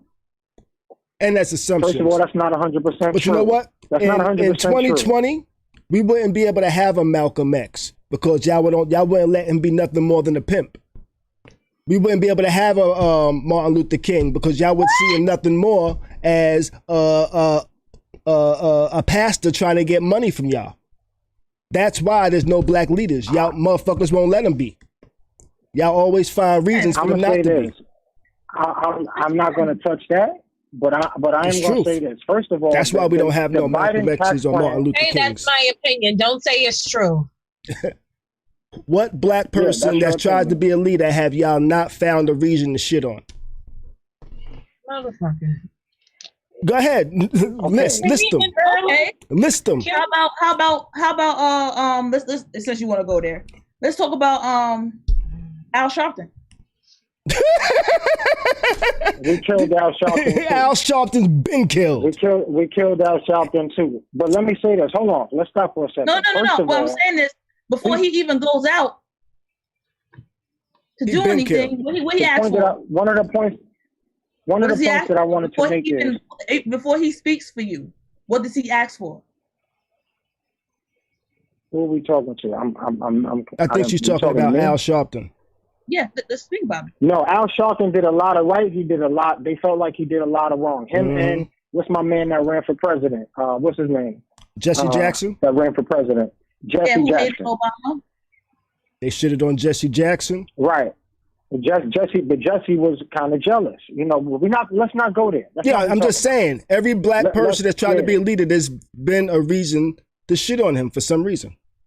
I just feel like if you're gonna do have a lot of crab in the barrel, right? Your people, I feel like if you're gonna do some, Al Sharpton works for a whole news company, so he shouldn't if you really feel that passionate about our injustices that we deal with every day, nobody should have to pay you to speak at their funeral. Nobody should have to pay you to speak up for us because you already have a platform on a news station where you get paid to do that. So if somebody is saying, yo, we need you right now, we need you to be our leader, we should not have to pay you money to be our leader because you get paid already. That's my issue with that. Because at the end of the day, that tells you a lot about their character. Mm-hmm. Yeah, exactly. If you're gonna do something genuinely and from your heart, I would not ask you to pay me to speak for your people who you care so much about. You know what I'm saying? Because you already get money. You get millions of dollars or whatever it is. You make you're one of the elites. You're already on a big platform. So there's no reason for you to ask people for money who don't even have it like that to speak up for them who was killed unarmed and unjustly. So I have 19 black leaders that I can read off to you. You Googled them? I started listing the ones that I know of, and then I looked up a few. But go on, Do guy. any of them have? All right, one of the things I wanted to get on when you touch on Ice Cube meeting with Biden and Harris, one of the things that seem to be factual is that Biden and Harris didn't jump to meet with Ice Cube, and I think maybe that bothered him a little bit that they didn't jump to do it, and it seems like the Trump administration looked like, wow, they missed the boat there. Let's use that on our side, even though Ice Cube didn't want to play that game. You know, Trump, they're gonna have the media on that side, whatever they want to say. Like, I meet you in the alley, and a friend of yours takes a picture. The more, whatever your friend or you want the moral of that picture to be, that's what it is. Right. Now, when I put out the picture on my side, whatever I say I want it to be, that's what it is. The thing that we're missing is we have to understand politics and understand the president is not a humanitarian. He is a CEO of a business. Why do people have problems with Kamala Harris like Ice Cube from California? It's because of her prosecution rate and what she did there. So she has a bad taste in people's mouths, especially from the West Coast that we on the East know nothing about. We don't know anything about. Agreed. I'm going to end it here and just say this. When you hear people talk about the whole tax thing, you really need to read it and understand, because if you know any millionaires, they have smart people around them who's smart enough to say, if you just start your charitable donation foundation, that tax shit ain't affecting you that much. It's affecting more of his oil boys than anything. That's why they don't really want it. That's the issue. The tax shit, yeah, taxes are already high in New York. 62% is not going to happen. You still got to get that approved by the Senate and the House. They got those, and they have the Supreme Court now too. So let's not jump the gun like everything he says he wants to do is going to happen, because there's a checks and balances for a reason. There's a reason why you need 2/3 to make something happen. There's a reason why presidents can veto something or they can check him. There's a reason. So if we want to talk about everything, let's talk about the positive change. Let's talk about voting for your senators and your local judges. Because even though this presidency is so important, it's those people that's really going to make our lives better, because federal and state are two fucking different things. Like, we get lost in this. To be honest with you, is Trump a good businessman for the United States? He's good business-wise. Is he good? No, he's not. Hell no.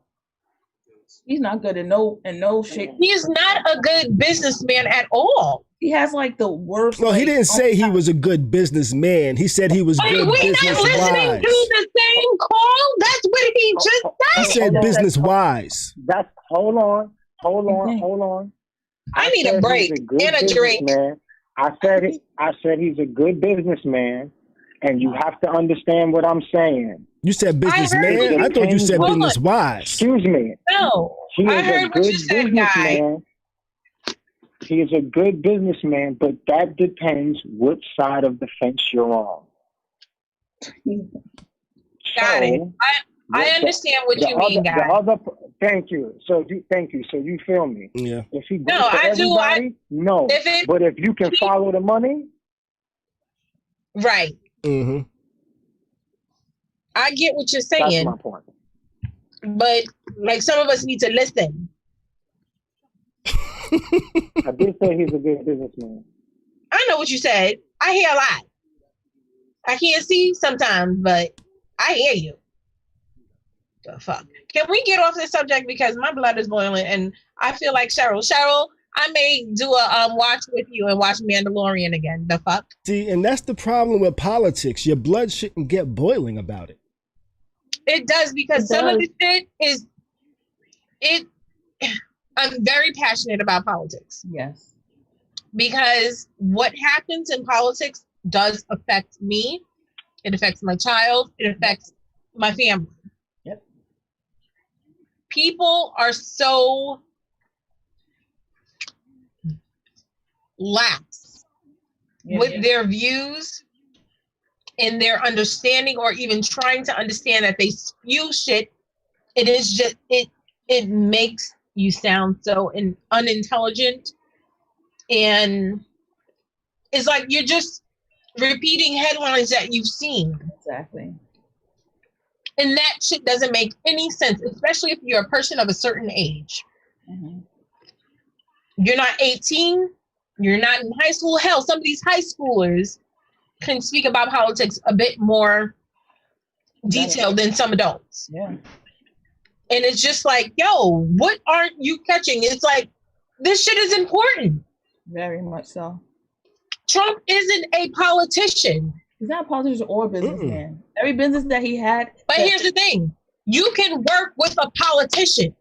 Exactly. Trump is not a politician. He so he does whatever the fuck he wants to do. Exactly. No matter who it's going to hurt. He says whatever the hell he wants to do, say, no matter who it's going to affect. And he enables and he emboldens these racist motherfuckers to get out here and do the shit that they are doing. Yes. And then you got people stepping back like, oh, well, Trump isn't that bad. Oh, he's talking to this person about future policies. No. How about the shit that he's already done, yo? Oh my gosh. It's like, wow, you don't even understand. Hold on a second, guy. You don't even understand that a vote for Trump is changing history for the worse, not for the better. Like all these judges that are now appointed by him, how the fuck is that going to affect you? Whoa. How the fuck is it going to affect your people? Exactly. So while everybody's talking about, oh, Kamala Harris, you know, and Joe Biden in their what was it? The prison shit that was happening? Kamala Harris. Guess who's going to jail? With all these Republican judges sitting on here. Guess. Us. Okay? So think about that shit. Yep. Vote for Trump is a vote for going to fuck back to jail or some dumb shit. Watch. Another thing is, like, I'm more of a Black Panther person. By any means necessary. You know what I'm saying? Like, I'm tired of, like, I've been at so many, like, protests and stuff like that, and how we are treated just for peacefully protesting. And you see what happens to these people who come armed in front of a freaking, for not wanting to wear a mask. Capitol Hill. And actually planned a way to kill the family. You know, like stuff like that. Trump is initiating, and he has not debunked it. He has not told them not to do it. The problem I have is, as soon as we knew our rights from front to back, and we was becoming something, and we actually had a party that fought for us, they didn't know how to get rid of us. They didn't know how to take away our strength. So they went in the homes, took our men away. They put drugs on the street. We don't have planes. We don't have boats. We don't have nothing. They did that. Gave us guns and stuff. Let us get away with it for a long time, and then threw a law, and all those people, all the men in the homes are gone. Now we have crackheads. Now we have kids without fathers, kids without mothers. And you know what they did? They changed the law as soon as they knew that we knew it. That's the only time that the NRA changed their law. Do you know how many times there was mass shootings and kids getting killed up until this day? The only time that they actually changed their laws when the Black Panthers knew the law. Only time. So at the end of the day, they have the power to change whatever they want.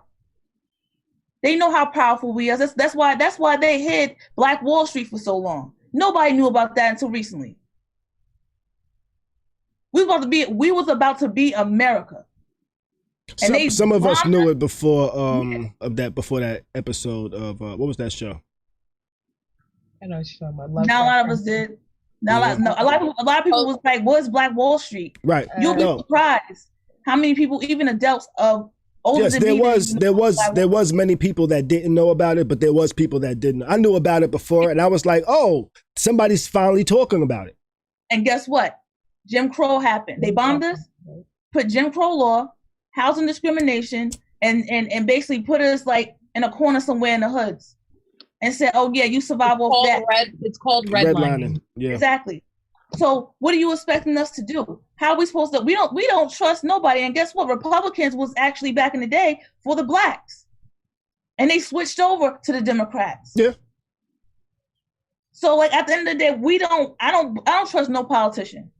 But I'd rather have Kamala Harris and Joe Biden, so we can actually work on them, than have somebody who showed us they asked plenty of times and showed us who they are. If it looks like a duck and quacks like a duck, it is a duck. We're over 200 and something thousand people who I lost in this pandemic. And he still keeps saying that it doesn't exist. I think Biden Harris is going to lean more left. I don't think they're necessarily going to do what's in my best interest. They're just going to do what's in the best interest. I think they're going to do what's in the best interest of middle class white America.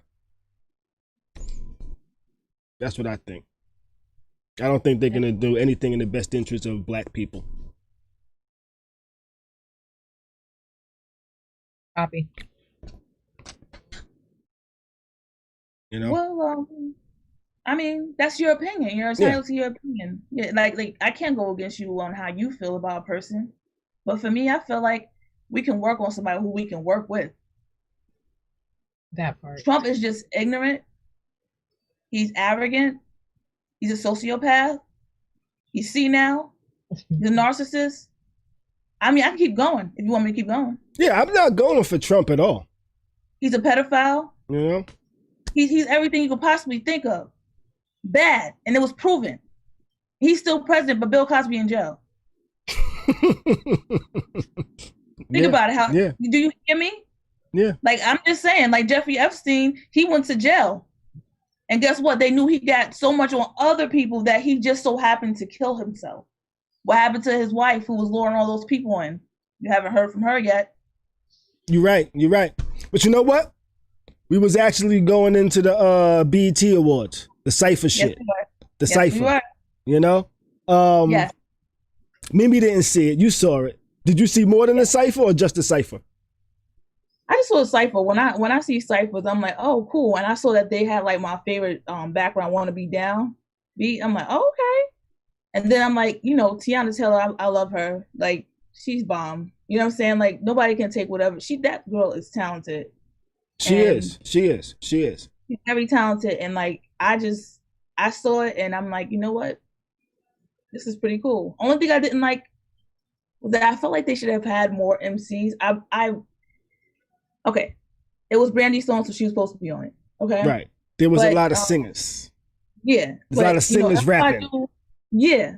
I mean, it was good because it was like, oh shoot, they killed it to be singers. You know what I'm saying? They killed it. Mm-hmm. But I'd rather have her MC like Yo-Yo, mm-hmm. Queen Latifah, Remy Martin. Right. Lady Luck, whoever it is. Like, you know, people who actually rap. Mm-hmm. Real backstage. I think they might have had some of them on before. They did. But they had them on with like men though. Yeah. Right. You know? And I think they actually made this one pretty much like, they kind of like build this as the first all-woman cypher. You know? Yeah.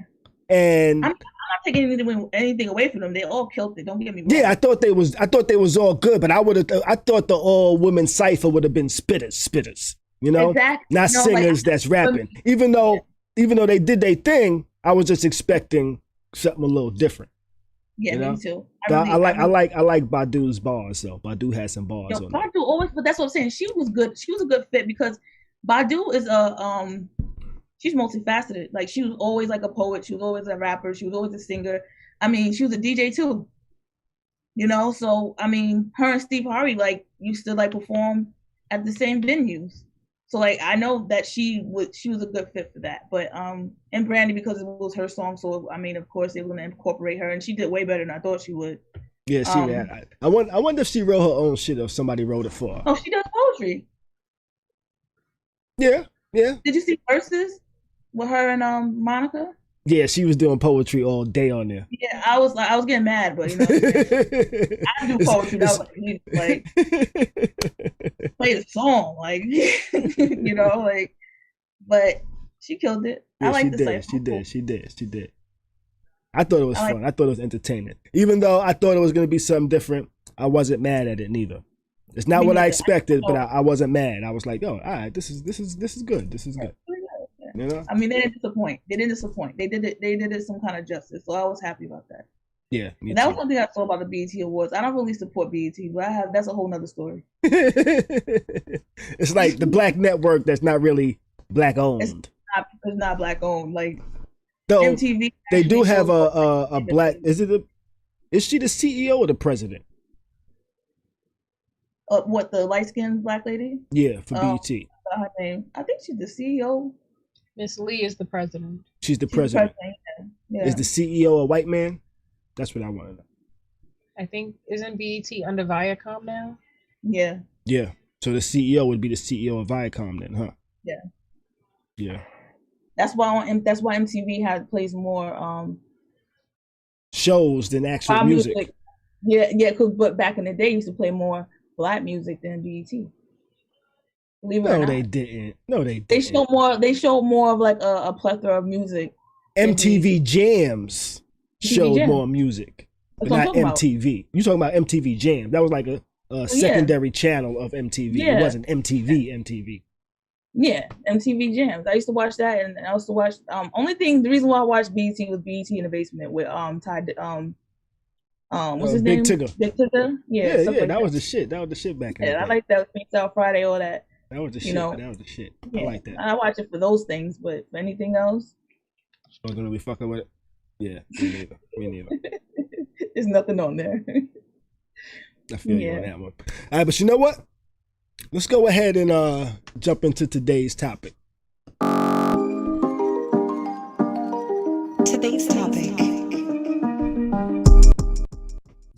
Today's topic. You know, we got super serious super early, and I didn't intend to get super serious super early. But let's go ahead and jump into today's topic. Tomorrow is Halloween. So I said, you know what? Maybe that should be the theme for tonight. Something Halloweenish, you know? Are you a trick or are you a treat? Now, what's a trick? What's a treat? A trick would be somebody that's kind of paying somebody, hoping that they're a treat, or knowing that they're going to be a treat. Somebody could be a treat without actually being taken by a trick. You know, you could be a treat without requiring somebody to trick on you and things like that, you know? But so, have you ever been a treat? Are you the treat? Have you ever been a trick? Are you a trick? Do you mind being a trick? You know, what's going on? Well, how we feel about this tonight? Trick or treat? What's going on? What y'all think about tonight's topic? Trick or treat? Have you ever been a treat? Always a treat. You're always a treat. Okay. It's not tricking if you got it. It's not tricking if you got it. It's still tricking just because you got it. It's not tricking if you got it. It's trick. Just because you got it does not mean it's not tricking, in my opinion. You know, if I had $1 million, I would probably be tricking, and I would still think it's tricking even though I got it. You know, even though I wouldn't consider it tricking in the realm of I'm giving her this money and hopefully this makes her like me type of thing. Hold on, let's correct something.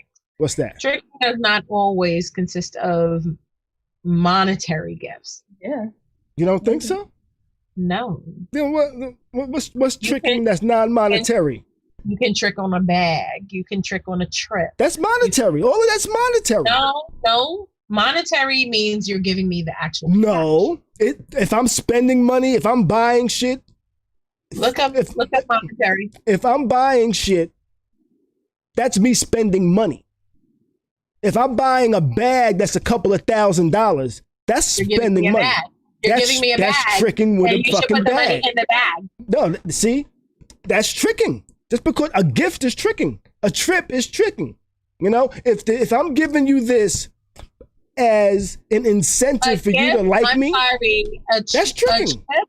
A trip is a way to relax in which you don't want to have uptight sex. So therefore, a trip is needed. Yo, I feel like if I'm losing money, I'm losing money. Doesn't matter whether it's cash or a trip or a gift or whatever. If money is leaving my fucking vicinity, that's tricking. First of all, that's tricking. Whatever. Yeah. It's that's tricking. If I'm giving you $40 because I think that's gonna make you like me, that's tricking. $40 are for thoughts. If I buy you Applebee's because I think that's gonna get you to like me better, that's tricking. If I feel like, if I don't buy her Applebee's, she ain't gonna fuck with me. We are not doing no 2 for $20. I'm just saying, I'm just giving examples of it doesn't matter the amount of money. You can go as low as possible, Wow. I'm just saying. Hey, if I had $1 million, I would be a generous person. But okay, I would be a generous person, but it wouldn't be me doing something, buying something, or taking somebody somewhere with the hopes of them to like me. Before I know that they like me, I'm a cheap motherfucker.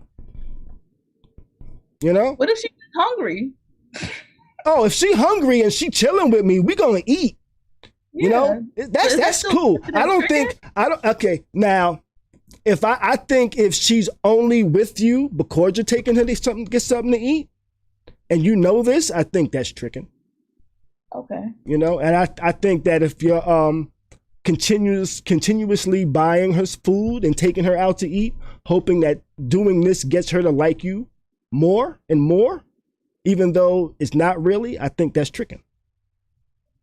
So like a sugar daddy type thing. Yeah, that's tricking. Yeah. Okay. Well, I'm married, so I'm the trick and the treat.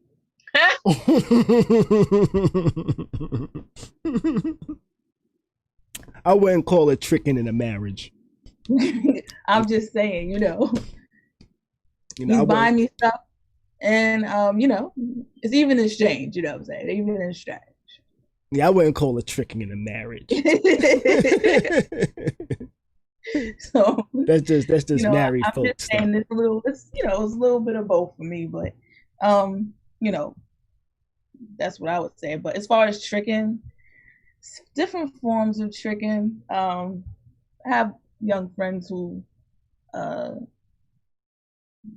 like they use guys for like certain things. Mm-hmm. Like it doesn't have to be no monetary. Like they can be in a relationship with somebody who's not pleasuring them the right way, and go to somebody else and get it. Okay. Was is that considered tricking? Like if you're not even getting anything out of it but your orgasm? No, that's the treat. You're treating. You're both treated at that point. You're using that person for something, right? But he's also using you. Not you, but they don't know that they're being used. Or do they? Right. Some of them don't know they're being used. They just. Well, if they don't know, if they think it's legitimate, I wouldn't say it's tricking. Okay. Like now, and I say that like if I know I'm taking this woman somewhere to buy something, and I know she's only coming with me because she knows I'm gonna buy something, and I know this, and I continuously do this, that's tricking. If I do this and I do this because I'm a nice guy, and then I realize, she's only fucking with me because of this, and I still do it, that's tricking. If I stop, I didn't know I was tricking, but I stopped. Okay, so what about this? Okay, you're buying her stuff, and then she's giving you stuff. Yeah, that's if it's only for that even exchange. Yeah, if I don't buy her something and she still doesn't give me stuff, if I have to buy, if you guys are like say you guys know what it is. Like you get her stuff, but she gives you a little something. If I don't give her something, if I don't give her something, if I don't buy her something, is she still gonna give me something? No. Then that's tricking. Then that's tricking. It was the look away from me. Then yes, that's tricking. Yeah. Oh yeah, tricking each other. That's the question I'm asking. Like, no, y'all not tricking. No, that's a trick. He's a trick. Okay. You know, and she knows it. Y'all both know it though, because like y'all both getting something out of it though. Like she's giving you something and you giving her something, so all y'all tricking each other. And if y'all don't do whatever, like a tit for tat kind of thing. All right, Kimmy. Fair exchange ain't no robbery. Yaya said that's prostitution. The oldest entrepreneurial in the world. I say it's tricking, even if you got it, as if you know it. You know? Yeah. There was prostitutes that hanging out with Jesus Christ. So shit. Right? Was he tricking though? Was he buying them stuff, or was he just saying amen, baby? First of all, he was turning that water to wine. Exactly. He was. Ooh, magic, baby. Is that tricking? If you could do magic, is that tricking? No. I don't know. If I, you need money? Change your lives with a snap of a finger. You think you ain't gonna keep tricking on? Make it like a high, make a honey hole. Boom. Water turns to wine. You know? Like a honey hole. He had that bread. You know what I'm saying? He had that bread. You know? Is that tricking? I don't think that would be tricking if I could use magic to just make shit appear. Walton in the chat said it's tricking if she isn't your main chick. It's tricking if she ain't your main chick.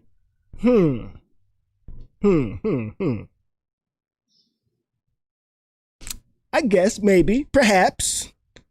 Now, if she not your main chick only because you're doing stuff for her? Because there's side chicks motherfuckers don't really do shit for. They just fuck each other. You know? When you're doing something for your side chick, that's your second girlfriend. Yeah. I'm saying. Sometimes your side chick can be a baby mother. Facts. You have an understanding, like I said. It could be. Well then.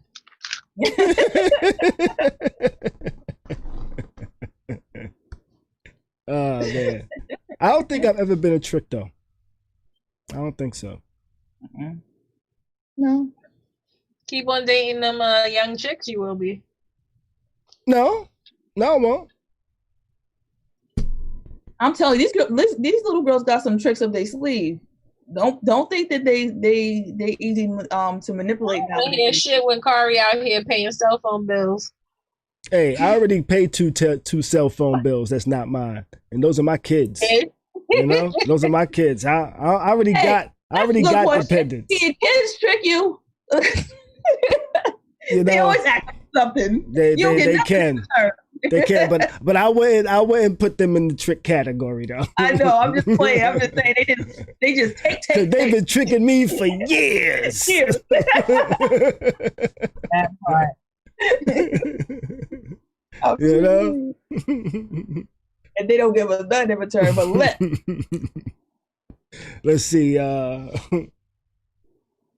Mark says, hell, if you're both good in bed, it's in the end, it's a treat. That's a fact, though, you know? Walter says again, and if it ain't wifey, it's tricking. You paying to play. Not necessarily. You know? I think so. I don't think so. I think people deal with people that they might, they have relations more than they spend money. I have a question. If you're not married, right? Mm-hmm. And it still says single on your taxes. Mm-hmm. How much loyalty do you give that person? What? Unless you have like understand that y'all gonna be monogamous. You can file married but separate. So No. I'm saying like y'all not married yet. Y'all just in a relationship, and this person's still dating other people, but the person in your relationship doesn't know that you're still dating other people. Like, unless you like decided to like have like a basically agreement to be monogamous, is it still like considered tricking if you're single technically? I'm confused. Not if you're in a committed relationship. Okay. I don't think. That's what But she was saying it's not a committed relationship. If there's no ring on it, that's what I'm saying. That's what I think she means by committed if marriage. If you still claim single on your tax, so right now, if somebody was to tell us, they was married, like some celebrities, okay, Atlanta Housewives, for example, one of them said they was married, and everybody was just digging to find out that they wasn't actually married. You know, then y'all motherfuckers ain't really that type of shit. You know. Why are you watching Housewives of Atlanta? What's that? Why are you watching Housewives of Atlanta? That was on like the Shade Room or one of those fucking blogs and shit. Sounds like I'm just saying, like, you know, they come up in clips. You never see the clips online? You be like, what the fuck are they talking about? What is this going on? Then you find out. Good save, Khary. Good save. Yeah, it's basically more so, you know, like you're not like in a marriage, like you're basically both single still technically, but you're in a relationship. So like, if the other party is still seeing other people, is that like still like tricking? Like, I don't know how to explain it. Like, there's like, unless you have an understanding that you're gonna be seeing other people, or like if you are monogamous and the other person is still doing them, like, which is it still considered like tricking? Like they're not in a all right, hold on. I think I got what you're saying. Yeah, like, so for instance, putting myself in the situation, loyalty. I'm in a relationship with a dude. I don't know that he's cheating, but my understanding is that we're monogamous. No, it's not tricking, because my understanding is that we're monogamous. Okay. That's what I wanted to know. That's like, I was just basically saying, like, y'all not technically married, but y'all been like, y'all in a real relationship, but the other person's not being. There's plenty of people that ain't technically. Listen, grandma, great grandma, she ain't technically married. Shit. She with Papa and Grandpa and Boompa and everybody else for quite some time. No, wait, they've been together 50 years and they ain't married? Oh shit. Okay. You know? I'm a little married. You ain't married, James? Yeah. You ain't married, James, yet? And that's why they just say they married, because they tired of hearing y'all say that shit. Exactly. We just ain't feel like inviting you motherfuckers to the wedding. Exactly. Now you know my chicken. We went to the courthouse type shit, you know? I get it. Like, Jesse, my husband, I don't care what you say. Exactly. Right? Yeah, so. Until, unfortunately, if there's a divorce. But a lot of times in relationships like that, there don't be. Nah. You know? Yeah, like 50 years, motherfucker. We've been together 50 years. This is commitment, motherfucker. That is. You know? That is definitely commitment. Yeah. The ultimate. So what else? Trick-or-treating. I'm going tomorrow. Are you? I'm not. I'm actually doing a party tomorrow, or filming a party tomorrow. That's right. I gotta take my nieces, at least. My daughter turns 18 tomorrow too, actually. Nice. Oh my gosh, that still gives me heart palpitations. Because my oldest will be 16, and I'm telling you, like, having your daughter turn 18, like, she can basically make this, like, tell decisions. You I'm grown. Yeah, I'm gonna take her to vote Monday. Mine's is 21. Oh my, you look good. Oh my gosh. Thank you. You look amazing. 21. Don't tell nobody that. You look great. It's the truth. So, like, wow. You look amazing. Your skin is flawless. Oh, girl. Okay. Ain't no way. Flawless. I know that's right. Look at that. Oh, beautiful. I'm telling you. Shoot. How does it feel for you though? Like your daughter's about to be 18. Like how does it feel for you? As a father? Doesn't feel much different for me, because it doesn't seem like my daughter doesn't seem like the type that's gonna wake up tomorrow like, I'm 18, fuck you, dad, I can make my own decisions, you know? It don't feel like that's gonna happen. No, they're not gonna wake up and do that. You they know? still gonna need you at the end of the day. I feel like she's not gonna be like, or start she's gonna do it before I think she is, but I don't feel like she's going to become like an adult until she's about 25, 26, you know? So that's how, like, independent and on her own, and really feel like she doesn't need to call me for decision making and stuff like that. You know, I kind of feel like it's going to be until, you know, and when I say decision making, I mean like she's not going to call me and ask me about taxes and ask me about this and ask me about that and ask me about life. You know, I feel like she's going to be asking me about life for a while. Yeah. Someone on the phone? Yes. We are taking the call right now from area code 770. What's going on? You're live with Khary's crib. What's your name? Where you calling from? My name's Juanita. I'm calling from Atlanta. How you doing? You said Juanita? Mm-hmm. How you doing, Juanita from Atlanta? How you feeling? I'm feeling good. This whole thing with IQ, I think it's gotten kind of twisted. That this is I've been trying to keep up with this, and this is the way I remember it happening. I may be wrong. But okay, first, go ahead. IQ said that he went to the Republicans and the Democrats. Mm-hmm. The Democrats said, I talked with you after the election. And Trump, acted like he was going to listen. We know he wasn't listening, but he acted like he was going to listen. Then nothing happened. And he restated that, because I heard him on another talk show where he said that. Then nothing happened for a couple of weeks. Then all of a sudden this Zoom meeting comes up with this Robinson guy, this congressman or whatever he is.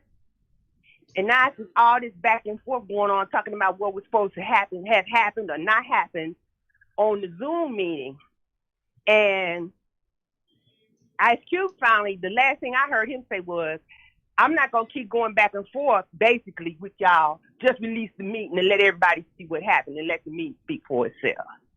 Now, I don't know if that's right or wrong, but that's the way I remember it from all the way back. Because I heard him talking about his plan on another YouTube show with someone. Which show? Do you remember? Tone Talk. Okay. And he, so Tone was giving him feedback about what he felt he needed to change on his plan and all of that. But he did say that this is what had happened. And that was then when he was on that show. And that show was a couple of weeks ago, maybe a little bit longer now. Then the next thing I know is this supposed Zoom meeting that he didn't come to or wouldn't talk on or this, that, or the other. And last thing I heard him say was, well, just release the Zoom meeting and then that'll clear up everything. Okay. Now Probably that's what I heard about. So people can form their own opinion on what happened in the Zoom meeting. People can form their own opinion. Quit. He say, she say, just release the Zoom meeting. Got you. So that's what I heard. Okay. All right. Did you have any thoughts on the topic tonight? Trick or treat? Trick or treat. Nothing except that you ghost that poor woman. If I was her, I wouldn't even speak to you anymore. I know, right? I didn't mean to. I did not speak to you again in life. That's why I probably didn't hit her up, because I figured she didn't want to speak to me. You shouldn't think for nobody though. If you had done it right away and been nice about it and grumbled a little bit, you probably could have got in. Now you out. Okay. All right. Yeah, I should have said something long. Probably. Yeah, now it's too late. Yeah, that was wrong. Like snake. What's that? That's a form of a trick. Wrong, man. That was just so wrong. I didn't mean to. That's like breaking up with somebody on a text with a text message. That's terrible. That's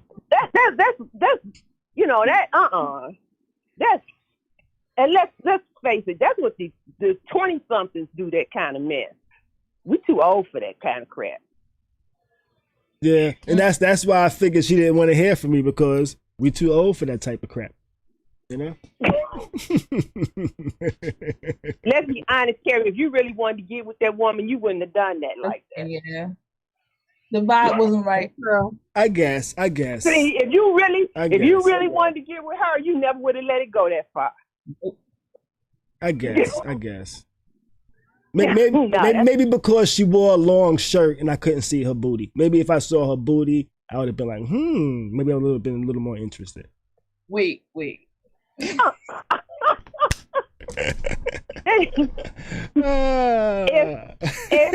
gonna just tell you like my brother always told me. He said he was a booty man, and it wasn't a shirt long enough or a dress big enough where he couldn't see a booty. He right. And that's what he always told me. He said if it was a booty be seen, he was gonna see the booty. You right. So don't put it on that shirt. I have a question though, since you said that. Like, how do you feel about fake booties? We actually had a show about that one night. That is so insane. They look nasty. Like, how do you feel about it? They don't look right. Exactly. Like, is it the same for you guys? Like, do you still find an attraction to somebody? Some men do. Me personally, I'm not the biggest fan. I haven't really found many that I said, "Ooh, I like that this feels not real." You know, I haven't felt one that actually feels real. It's like I could always tell that it's fake. Yeah. And I think because I'm a pretty visual person, once I can actually identify as fake, now I'm just like, okay, where's the real versus the fake? And instead of enjoying it, I'm actually examining it. Like, where's the real versus the fake? You know, that's fake. That's fake. My brother said that the booty to thigh ratio is all off.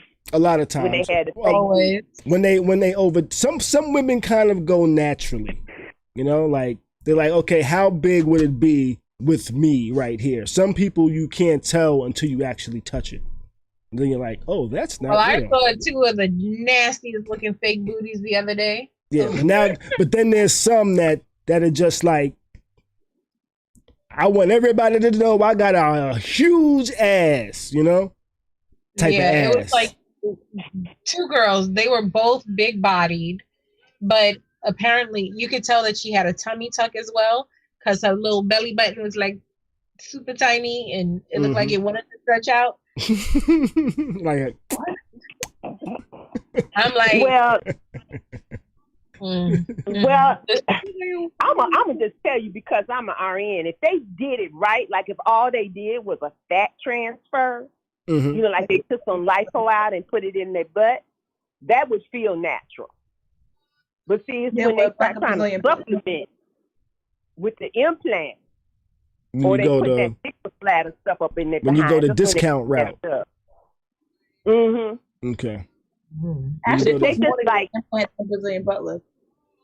What's that?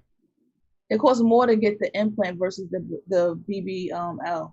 That's because BBL you have to re-up on it. Yeah, because it loses some of it. It's fat. Right.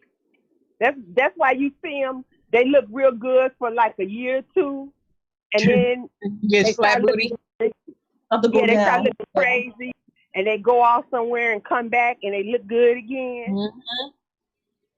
I tell you what, I think for the non-natural fat cuppable booty, I think consistent back shots help. What? Consistent back shots. I think that helps booties. Back shot? Squats, maybe. Squats will help. Yeah. Hey, I know a couple of girls that they booties wasn't so fat, but then after a while, they don't work out. They booties got fat. I'm just saying. I'm just saying. Oh Lord. You know? Anyway. You gotta be doing that every day, like all day. Squats can make what you got look better, but it can't give you what you ain't got. Right. It'll make you naturally proportionate. Like it makes you look like, you know, like Tiana Taylor. Right. You know, I think that's beautiful. That wasn't just in squats. They've been together a while.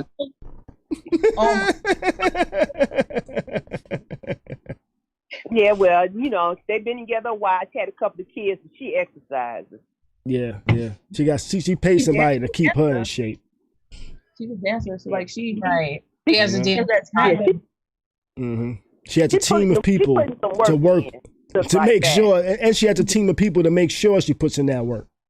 Yeah, exactly. Because she's known for that now. People know her for her snapback. Yeah, like she has to keep up with that.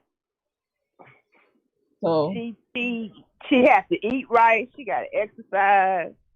It's work. That it is. Like that. But everybody's trying to get something that they don't have. Back in the day, either you had a booty or you didn't have a booty. Or mm-hmm. And if you didn't have one, then you just didn't have one. You just didn't have one. Yeah. There wasn't the internet. There wasn't the internet telling you that you had to have a super fat booty. Nowadays, like the internet tells you you're supposed to have a super fat booty. I don't give a fuck what the internet says, unless I'm gonna find a trick to pay for it. Exactly. Mm-hmm. And when I say that is that's like the form of media that's being fed to you. This description of women. Of what a Do you guys remember when big booties was so taboo? Everybody wanted a no booty. Yeah. I think that wasn't really amongst black men, though. I know. That wasn't around black men. No, black men never felt that. It wasn't for black men. However, your clothes did not fit appropriately because your clothes were not made for booties. No, it wasn't. No, they weren't. Right. Yeah. That's why I learned how to sew, because they didn't put booty in clothes. So I'm just being honest. I had to learn how to alter my clothes to fit my booty. Yeah, I remember shopping with one of my exes before for clothes, and she used to be like, none of these shit. And I was like, what are you talking about? That's your size. But it doesn't fit my ass. And it's like, what do you mean? And then she would go home, she would put it on, and I'd be like, ooh, that's not made for your ass, No, it's not. That shit got your ass looking like it's trying to be pushed up to your back. Yeah. Right.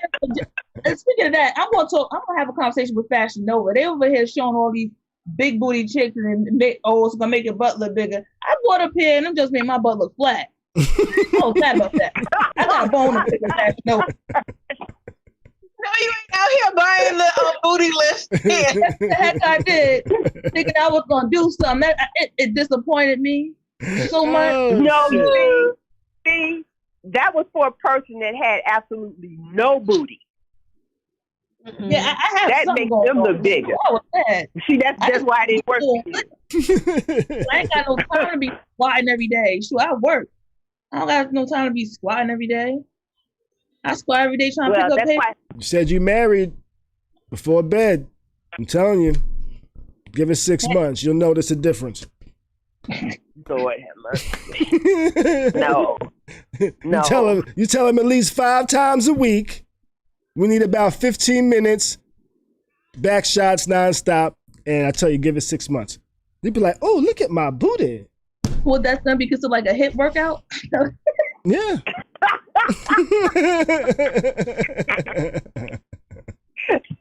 Well, you know what? Why don't you get a fitness tape and show everybody how to do that? He probably already has one. They probably. And yeah, I don't know what to say. That would have to be like OnlyFans content or some shit. Khary script. But you know what, though? Very people who I'm jealous of is the ones who actually do work out. And like you see their bodies, it's like, dad, yo, if I could do that for like a week and get like that, I'll be straight. It takes more than a week. Yeah, I know. That's why she's saying she doesn't do it. Results. Like I was saying, I just want quick results. Right. I don't want to be doing this like months and years on to get like that. Like I can't. I don't have patience. Have you ever tried working out? I work out every day. It's very disappointing. Hold on, guy in the chat. I'm sorry, Walton in the chat said 50 squats a night. Hold on, let me go back. I don't they can't see it. I know he said 50 squats a night. Back shots. Little anal. He gave us a whole regimen. Walk. That ass will pop out. I heard. Hey, I've witnessed. You know? Hey, I messed with one girl for like 2 years. When I first started messing with her, by the time we broke up, she was feeling herself extra. Was mad, wasn't he? Was that? You was mad? No, not really. I didn't get mad like that. We had a lot of issues. You know, but when we first met, you know, she was sending me like pictures from up here and shit. And by the time she's sending me pictures like this, you know? Oh. You know, like, oh, look over the shoulder in the mirror, look at my booty. That type of shit, you know? I think you can create a booty with your mind, too. Talking about that, you could actually make yourself think you got a booty that you end up developing one. Shoot, mess around. Because I do that sometimes. I'm lying.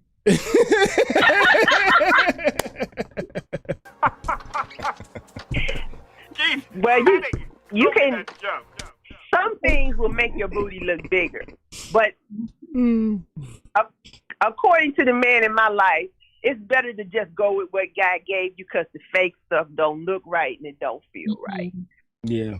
You know, the cushion. You want to be able to grab it and like rip. You don't want to feel like you're holding a basketball. And the mirror. Yeah, or it's hard. He said it can feel hard. Yo, hard booties are not nice. They're not. I met a girl with a hard booty one time. I was so disappointed. So disappointed. It's like I went to grab her butt and my fingers just slid. You know? It's like her butt wouldn't squeeze. It's like my finger just slid. And I was like, what is this? What is this? You working out ass? What's this? And, you know, I was disappointed, man. You was like, what are those? Yeah, and it was like it's not like really. It wasn't like no oil or super lotion and something like. Just the booty wouldn't move. You know, it's just like I'm like, what's going on? There's nothing to feel really. I was like, it's too fat to not squeeze, but it just. I was. It's like I just think we would all be better if we just got okay with what we had. And that whole putting all this poison in our bodies and doing all this crazy stuff, trying to be something that we aren't, because we're already beautiful. That we are. You're right. That we and are. Some of us just happen to look like little monkeys. A real man wants you, not what you to have constructed. I can't. Besides, remember those body magic things everybody used to put on? Those real tight girdle those things? Those are That's what you have to put on after surgery. Yeah, right. Well, I was working with this doctor, and this lady came in because she said she was having stomach problems and she couldn't digest her food and all of this stuff. So he did endoscopy. That's when they stick the camera down your throat in your stomach. So there was nothing wrong with her. So when she came out, she said, what's wrong with me? And he said, what's wrong with you is that body magic. That body magic is what got you sick.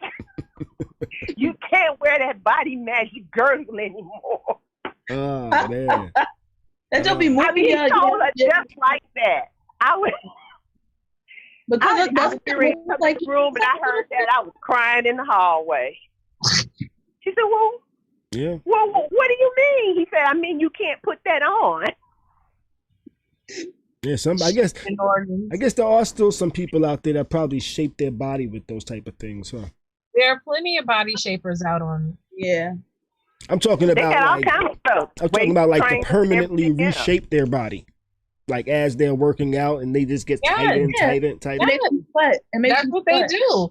Because everybody wants that hourglass Fashion Nova look. They want the really thin waist and it just spreads out from there.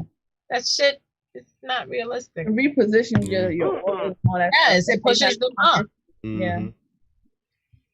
And then, you know, looks good, but like, not No. what's necessarily real? good. I mean, if you get fake When they boobs bend and fake over. booty and a weave and some fake fingernails and some fake eyelashes. First of all, don't come for the lashes.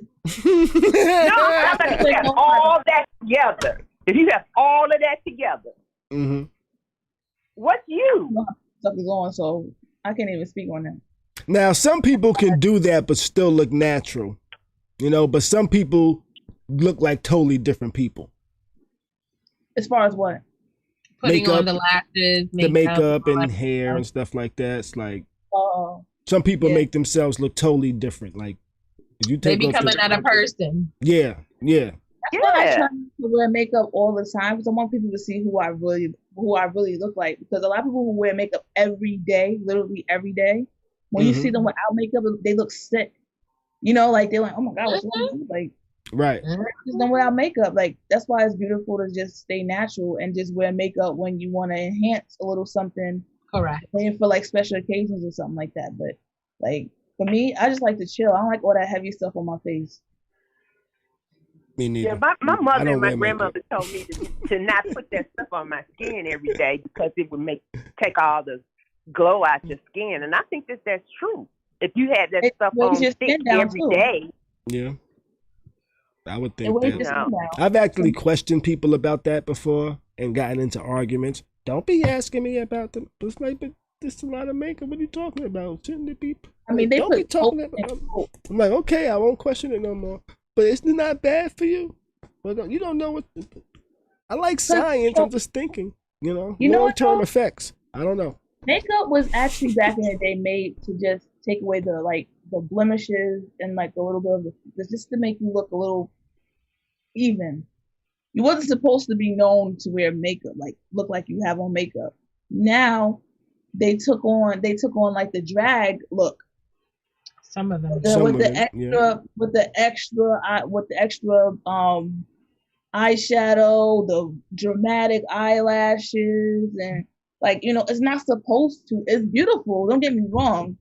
Every once in a while doing that's fine. But like I know people who do that every day, and I'm like, yo, like how can you do that every day? Like you're just weighing down your skin. Yeah, it's like you need an extra 2 hours to get ready or some type of shit. And then take the extra hour to take that before your face. Oh, I ain't even think about that. I guess that ain't. Yeah, I mean, you gotta have a good skin regime, or you're with that makeup because it's got to get out. But I just don't see why you have to wear it like that unless you're a performer and you up on stage or something or on TV. Getting married, like something like that. Right, you're performing, yeah. Other than that, you're right, because those people that wear all that makeup, they don't look like. If you see a picture with them without the makeup, you don't know it's them. Yeah, that's true. I've seen it plenty of times. Agreed. Like if you can't accept the natural me, then you're not gonna accept me at all, and that's just what it is. Like I don't know. Like people wear makeup at work. I'm a nurse as well. I'm an NP, and like they be coming to work, and we're actually not supposed to wear that makeup because it carries bacteria. The stuff that we're around it, like you're not supposed to wear all that makeup. That makes sense. And they wear it. I'm like, why? Germs sticking on your eyeshadow. Repress your grabbing it. I look my worst at work. Like I don't care. Like I'm putting my hair in a bun, put on my mask, and I'm going to work. Like I'm not wearing tons of makeup. I feel you. But I appreciate your call, caller. Okay. Well, I appreciate you calling in. Well, thank you very much. I'll talk to you later, Mr. Ghost. All right, you have a good weekend. You too. Bye-bye. All right, good night. Mr. Ghost. Oh, shit. Oh, man, that's going to be a nickname now. I hope not. I hope not. They killed Ghost at the end of the last season. So were you gonna perform for us this evening? Who, me? Yeah. Oh, I can let you hear a song. All right, let us check something out. Okay. I mean, unless you want me, I'll do something right quick. 1 second. Let me just well, I'm gonna introduce you then and give you the floor.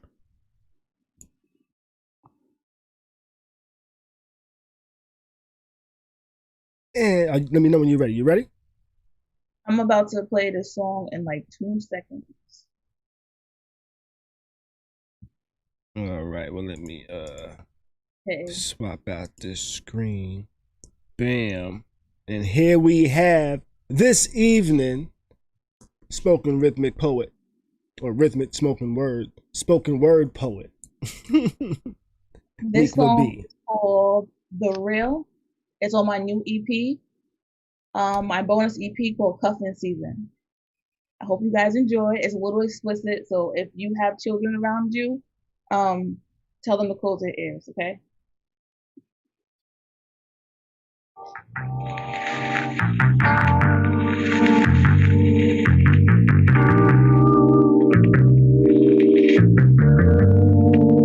You want the real, well this is me, babe. I swear I be on it like every day. Tell you out there living, I can't relate. Tunnel vision, grinding, ain't no free days. If I'm ever lonely, you be on my mind. Usually when I'm feeling it, it's late at night. Say you want the real, well this is me, babe. I be on it like it ain't no free day. I'm that real thick, quick stick, mid-condition chick. Axe around, she's classic. I was Zodiac natural. Taurus and Capricorn love attraction. Natural history, my Lion King, Mufasa dreams. Headquarters is where the light touches. Going Dutch while you hug me as a crush. Don't be reluctant to be in my freedom. As I blush, you give me a rush. As I glitch, you scratch my itch. My nails compressing in your back, bewitched.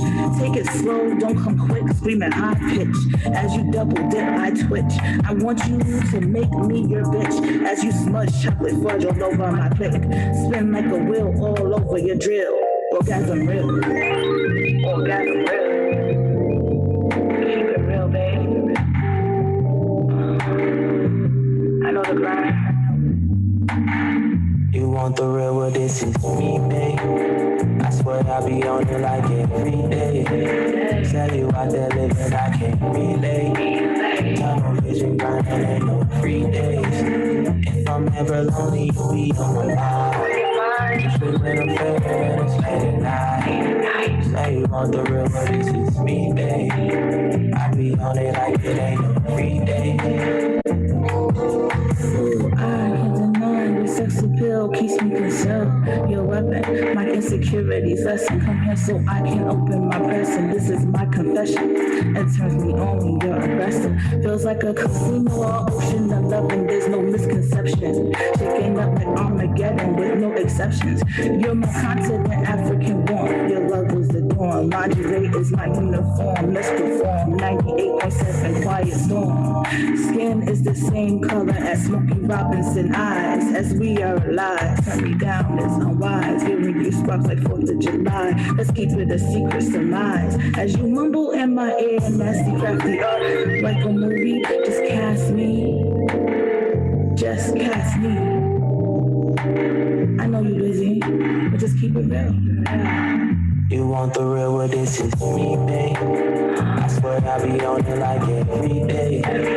Tell you out there living, I can't relate. Tunnel vision, grinding, ain't no free days. If I'm ever lonely, you be on my mind. Usually when I'm feeling it, it's late at night. Tell you want the real, well this is me, babe. I be on it like it ain't no free day. Let's love, Christmas, turtle dove. You push, I shove, could never get enough. As you shoot up my club, massages all over my core. Doing your groundwork, I can see you did your homework. Squirts, giving waterworks, go to church, missionary style is what I prefer. Sneak peek, creep, and heat. bodies fusing into my skin deep, signed and sealed. This cardinal knowledge makes it real. Mixing water and dirt makes mud. Red and blue makes purple as we roll over the plates, changing colors. Body painting portraits on this oil down canvas, lighting up like planets. Understand us, rubbing your blackness, lifting me from the floor to the mattress. Techniques malpractice. You're the map, point to the direction of my atlas. I know your grind. You want the real, well, this is me, babe. All the time. I swear I'll be on it like every day. But tonight you're mine. Tell you out there living, I can't relate. Clock in. Tunnel vision, grinding, ain't no free Gentle day. like Alice. If I'm ever lonely, you be on my We mind. have a deal. Feeling I'm faded and it's late at night. Love it when you keep Tell it you want the real. real, well, this is me, babe. But tonight, I be on it like it ain't no free I wanna day. be your banana pill. Your banana pill. Yes, yes, yes. That was Nequa B. You can follow her on Instagram at Nequa B. And you know what? This right here. That was dope. That was dope. They was lighting up the comments too. It was like, oh shit. They was like, okay. Hey, there was some hearts in there. I like. Yes, I like this, you know? Yo, they was feeling that over there. They was feeling that this evening. They was feeling that. I did that, because I have another that came out in August, on August 31st. It's called The Transition.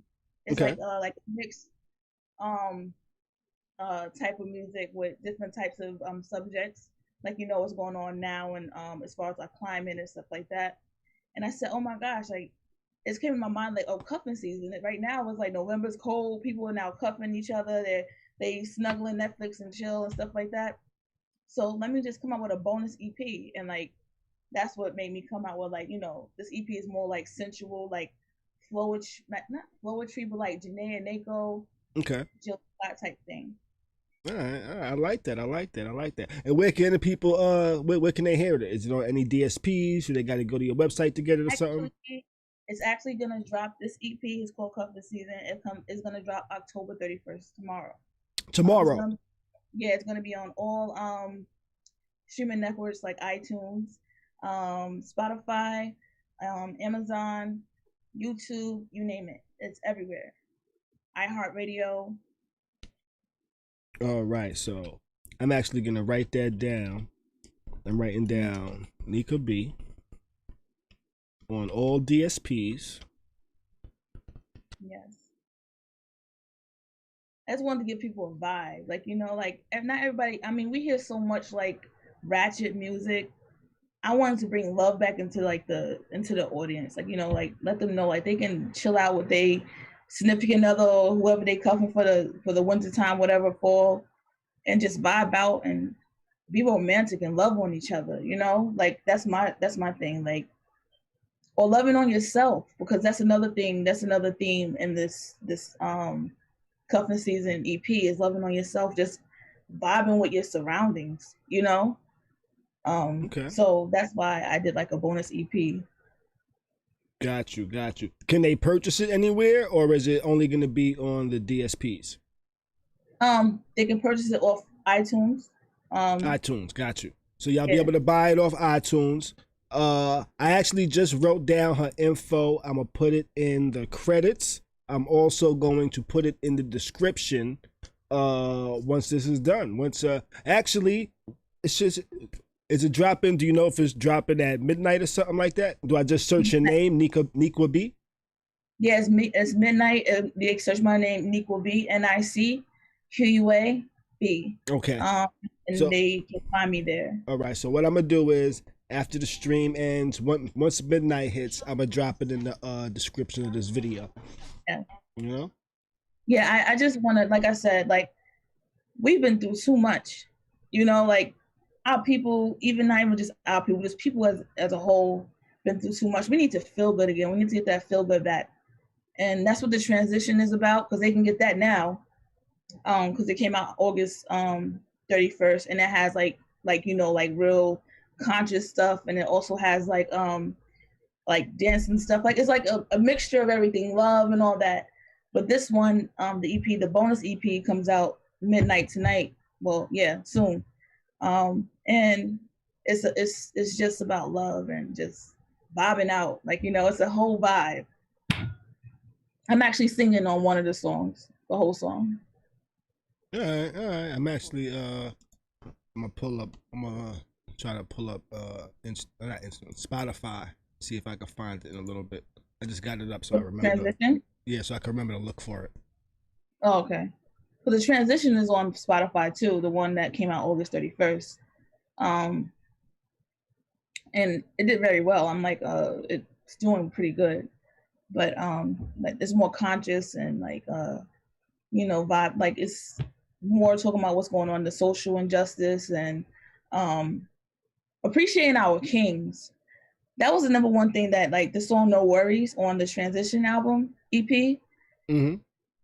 I actually dedicated that to my husband because the climate that we're in with these unblack armed men being shot and killed with no justice and stuff like that, and even our women, Breonna Taylor,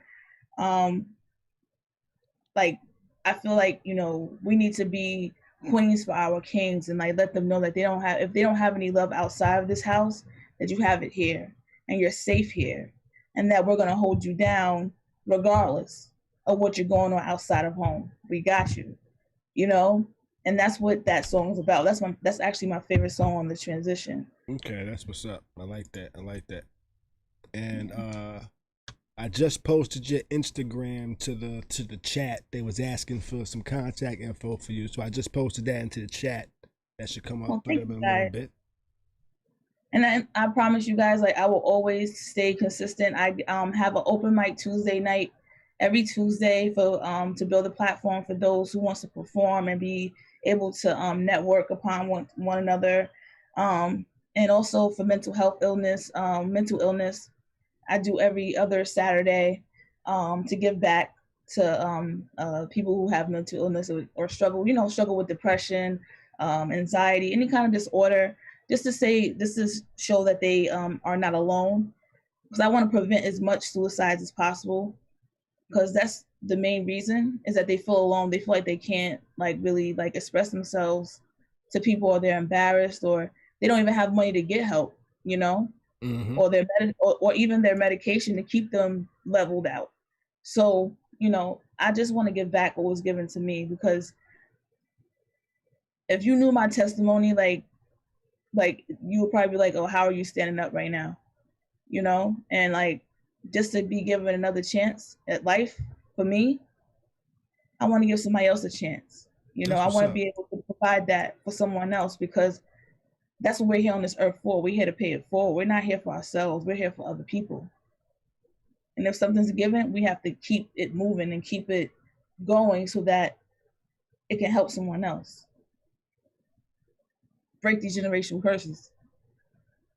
I appreciate that. I'm updating the description right now. I actually found the album on Spotify.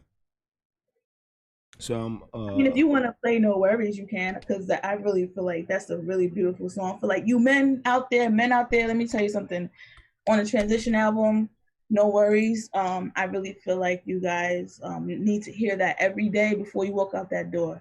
Even if you don't have a significant other or a spouse or whatever it is, you need to know that we're still queens. Us women, us Black women, we got y'all back. We always did, you know? We always been loyal. We always been there. We will jump in front of buildings and bullets for y'all all the time. What song did you say? No Worries. No Worries. I'm gonna play a snippet of it because YouTube will probably copyright me for it. Mm-hmm. You know, so let me just see what I can find here.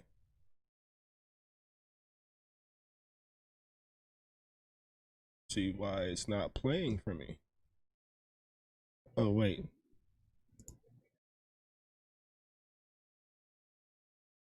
Because my son was listening to something. Let's see.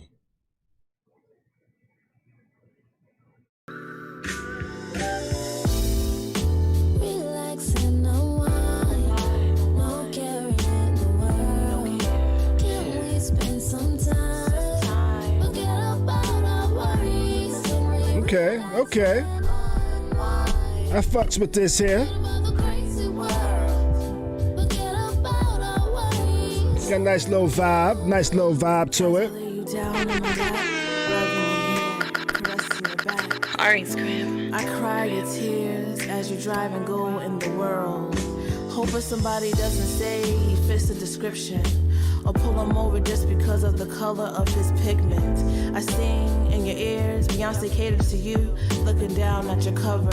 Glossy skin, I see my reflection through.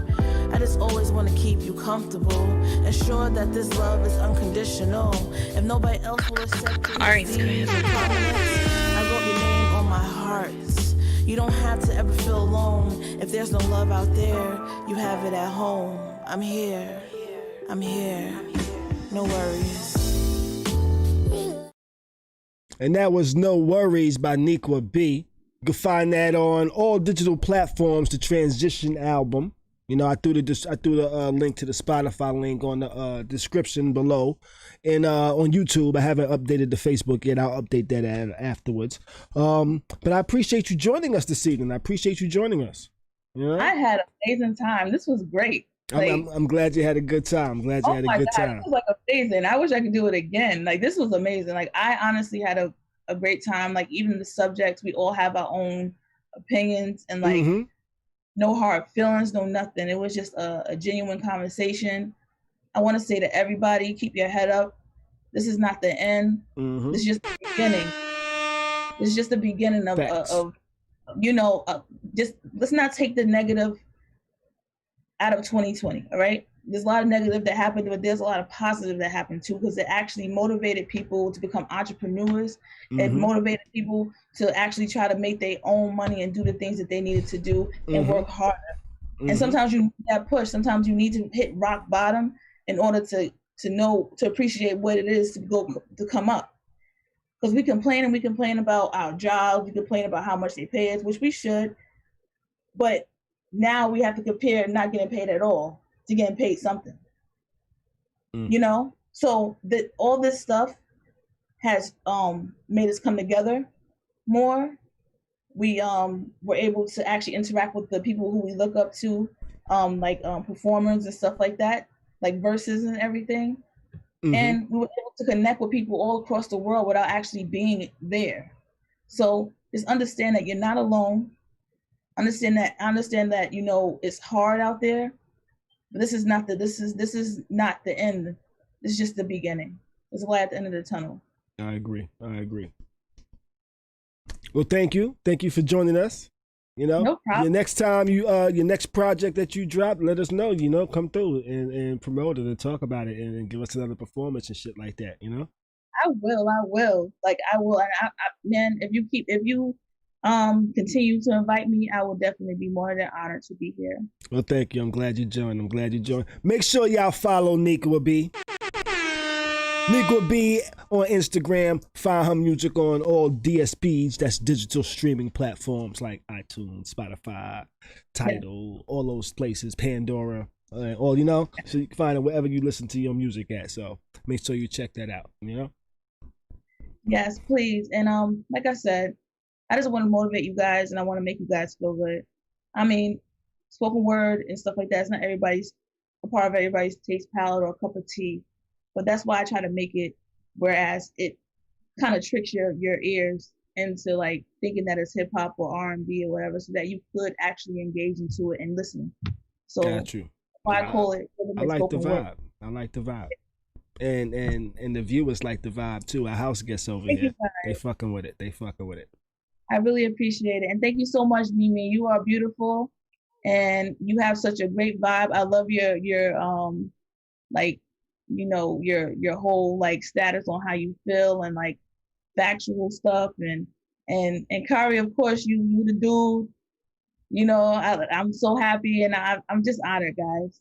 Thank you. I'm honored you joined us this evening. Thank you. I appreciate you, love. I appreciate you guys more, and peace and blessings, and please be safe, and love you guys.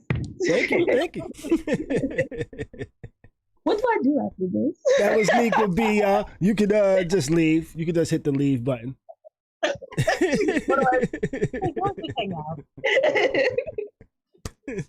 So make sure y'all hit that like, that thumbs up, that subscribe, and yeah, share the stream. Oh, I started making actual clips too. You know, I've actually started making clips.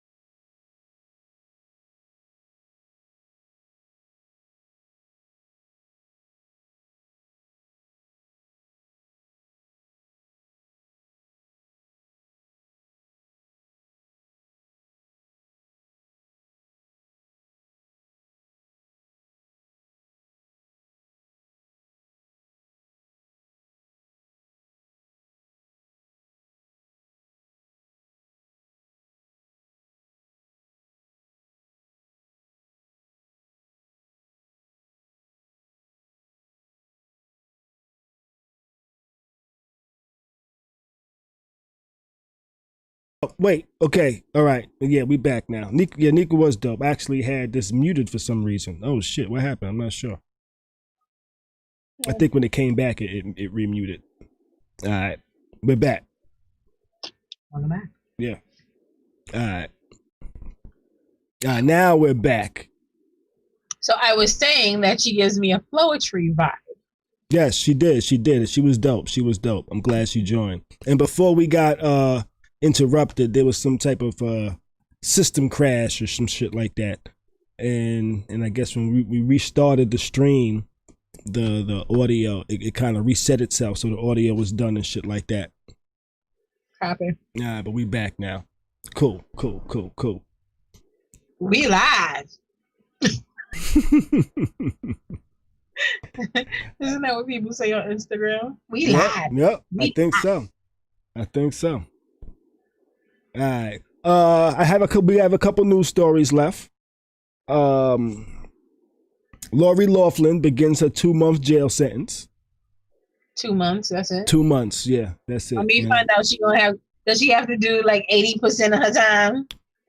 Maybe. She might be out in a month and a half, right? Exactly. You know? Now, I don't wish jail on anybody.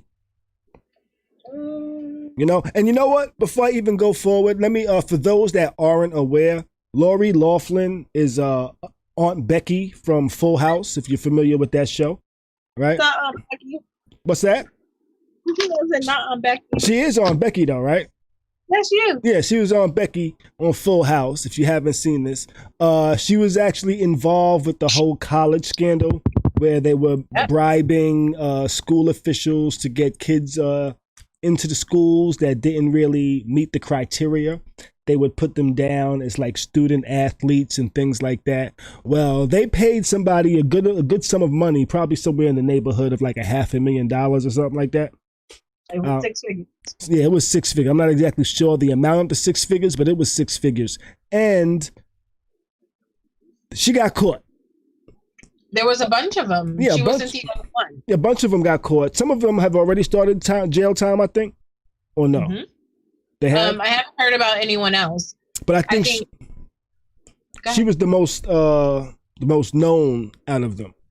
You know, the most famous, I would say, out of everybody that got caught. And she was found guilty, and I'm not even sure what they charged her with. But what was the actual charges? I'm not sure. Bribery? All I know is that her daughter it was her daughter, if I'm not mistaken, that was in school, and I think she was on like the lacrosse or volleyball team, supposedly. However, they weren't doing well in school. All they did was party, so they were like pissing away their time there. But mommy and dad basically bought their way in. Right. So I was just trying to see here real quick if it says like what she was actually charged with. It was $500,000 in bribes to get their two daughters into the University of Southern California. Jesus. But $500,000 for USC, really? Like, seriously? Not UCLA, USC?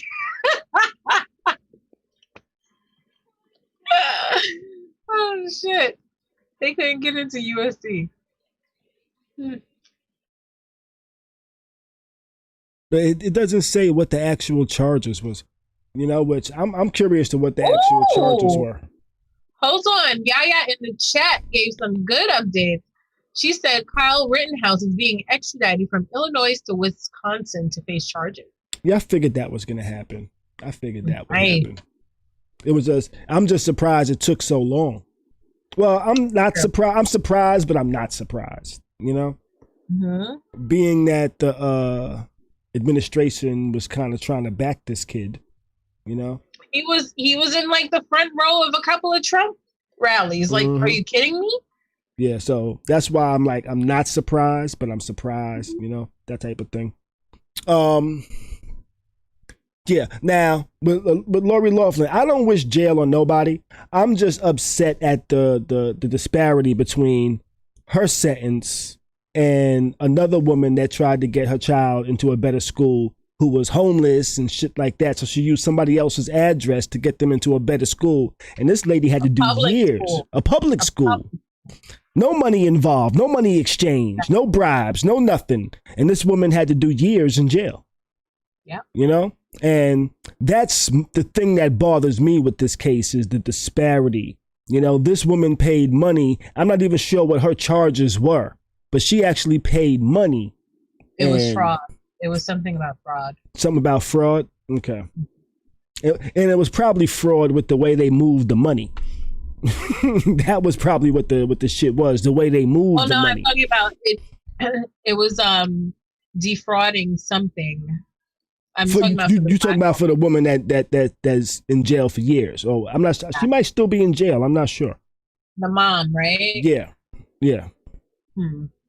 I think she had to do like 5 years or something like that, which is wild. It's ridiculous. That's crazy. And I agree with you, Wayne. He said white privilege. Yes, definitely. Definitely. Beyond white privilege, it's also a class thing. Yes, that as well. Definitely. Most definitely. Oh, it says I looked up some numbers today. I looked up just like millionaires in the U.S. I wanted to find out like the percentage, and out of all the millionaires in the U.S., 78% of those millionaires are white. 8% are black. I'm about to say the other percentage isn't all black. Yeah, 8% is black. 8% is Hispanic. I think 1% is Asian, and then, I might have some of those numbers mixed up. Or 1% might, 1% Asian. 1% might be other. It might be like 4% Asian, 8% Hispanic, or something like that. But I know 8% was black. I just randomly looked that number up today. I was like, I'm curious as to how many rich motherfuckers there are, and what's that percentage of black people amongst these rich motherfuckers. 8%. I'm curious to know if that's generational wealth or new money. Right. That one is that one's probably hard to look at in the terms of those numbers. We would have to examine each person individually to see that. And I don't think they get these numbers from that. I think they get these numbers just from like tax filings and shit like that. Perhaps. So you would probably have to go back probably 20, 30, 40, 50 years to see when did they start filing money. I'm sure some sociologist has that data. Somewhere. You know, they've already been looking at the tax records and shit. Like, they would easily be able to see that Jay-Z's first generation money. You know, they would see, okay, his mother was filing $20,000 a year for the past, you know, and now all of a sudden, here he goes, multi-million dollars. Okay, that's new money. Trump would be old money. It would be old money because it wasn't his. You know, like Blue Ivy and Sir and Rumi, they wouldn't necessarily be new money because they was born into it. Correct. You know? Now, somebody like if I was to all of a sudden make $100 million, my kids would now be new money because they wasn't raised on that. Right. Their kids would become old money. I'm not sure how we would other taxes.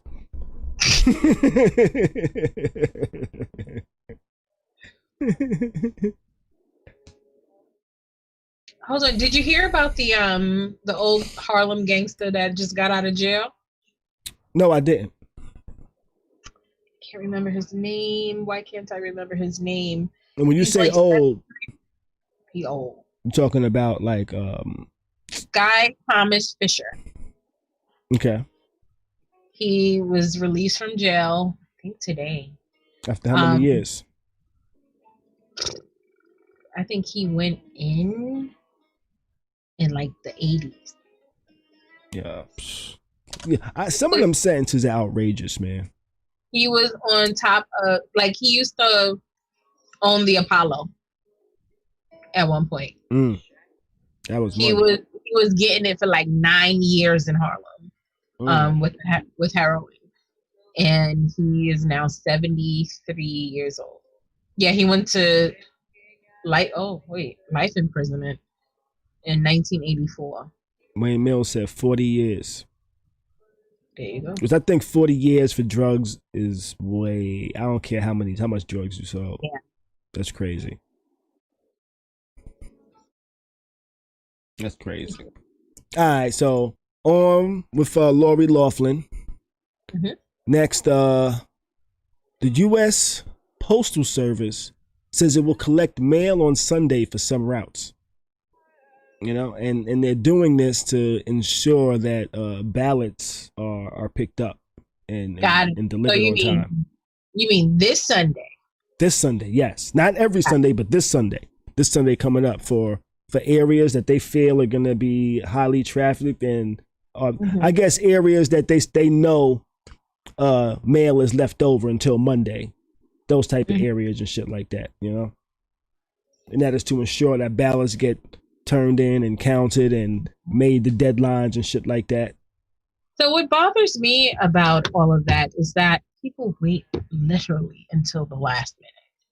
A lot of people do. Yes, they do. I still haven't voted. I'm voting Monday, but there's a reason behind that, though. I know you wanted to go in Nevin. But my thing is, even waiting the last minute to early vote, that's fine because there's actually election day. But if you know that you need to turn in a ballot, you've had this shit for a minute. Just take it to the damn post office or take it to a polling site. You can drop it off there. Asinine. Same. I actually think I might be able to go Sunday. I think there might be voting places open on Sunday. There are. Well, I don't know about down there. But. Yeah, I just searched for my county just now. And from the 19th through the 1st, and the 1st is a Sunday, so I should be able to find some places to vote. Yeah. So I might do that on Sunday then. Well, you can't just find a place. Don't you have a polling site that you're... I'm not sure how early voting polling sites work. Yeah, because the same way. Because now all of the sites aren't the same site. All of the sites aren't open for polling for early voting. Correct. You know? So you have to find your early voting site. Right. My early voting site, but not my regular voting site necessarily. Correct. Which it could potentially be the same, but chances are it probably isn't. Correct. Like for us, we go to the center to vote, typically. Right. But early voting, I think, was by the high school or something like that. It's in Truman, yep. Okay. All right.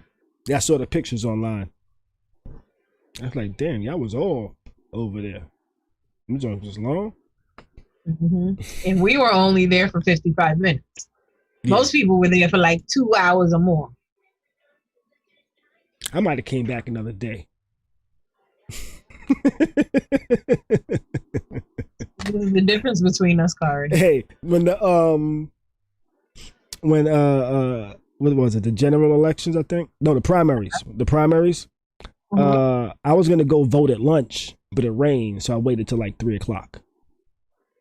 You know.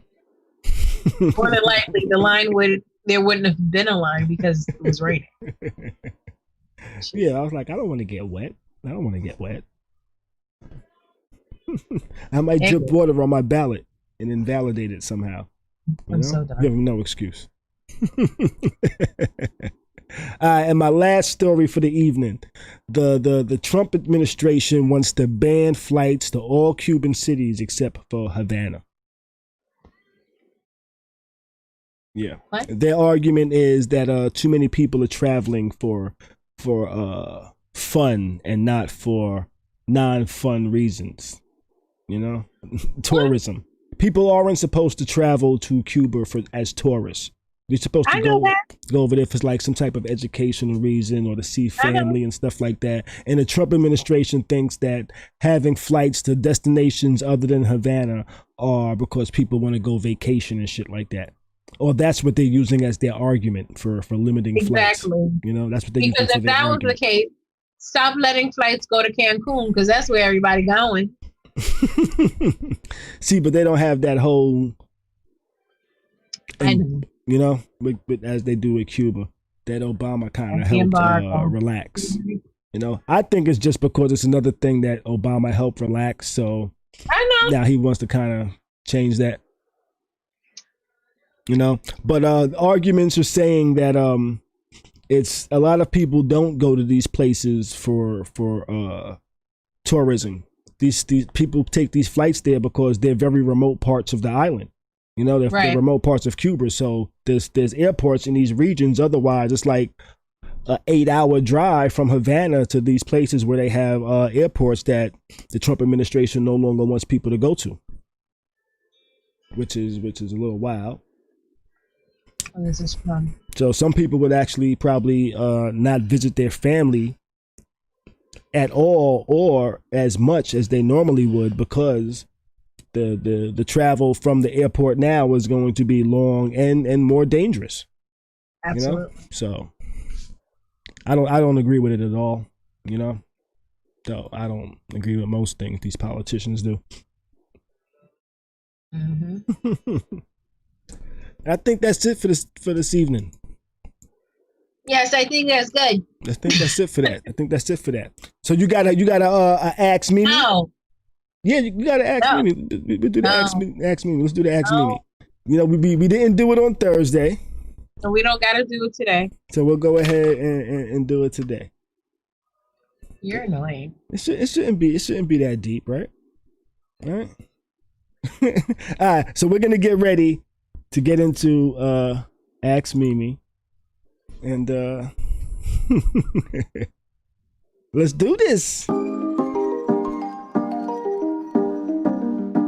Petty by Mimi.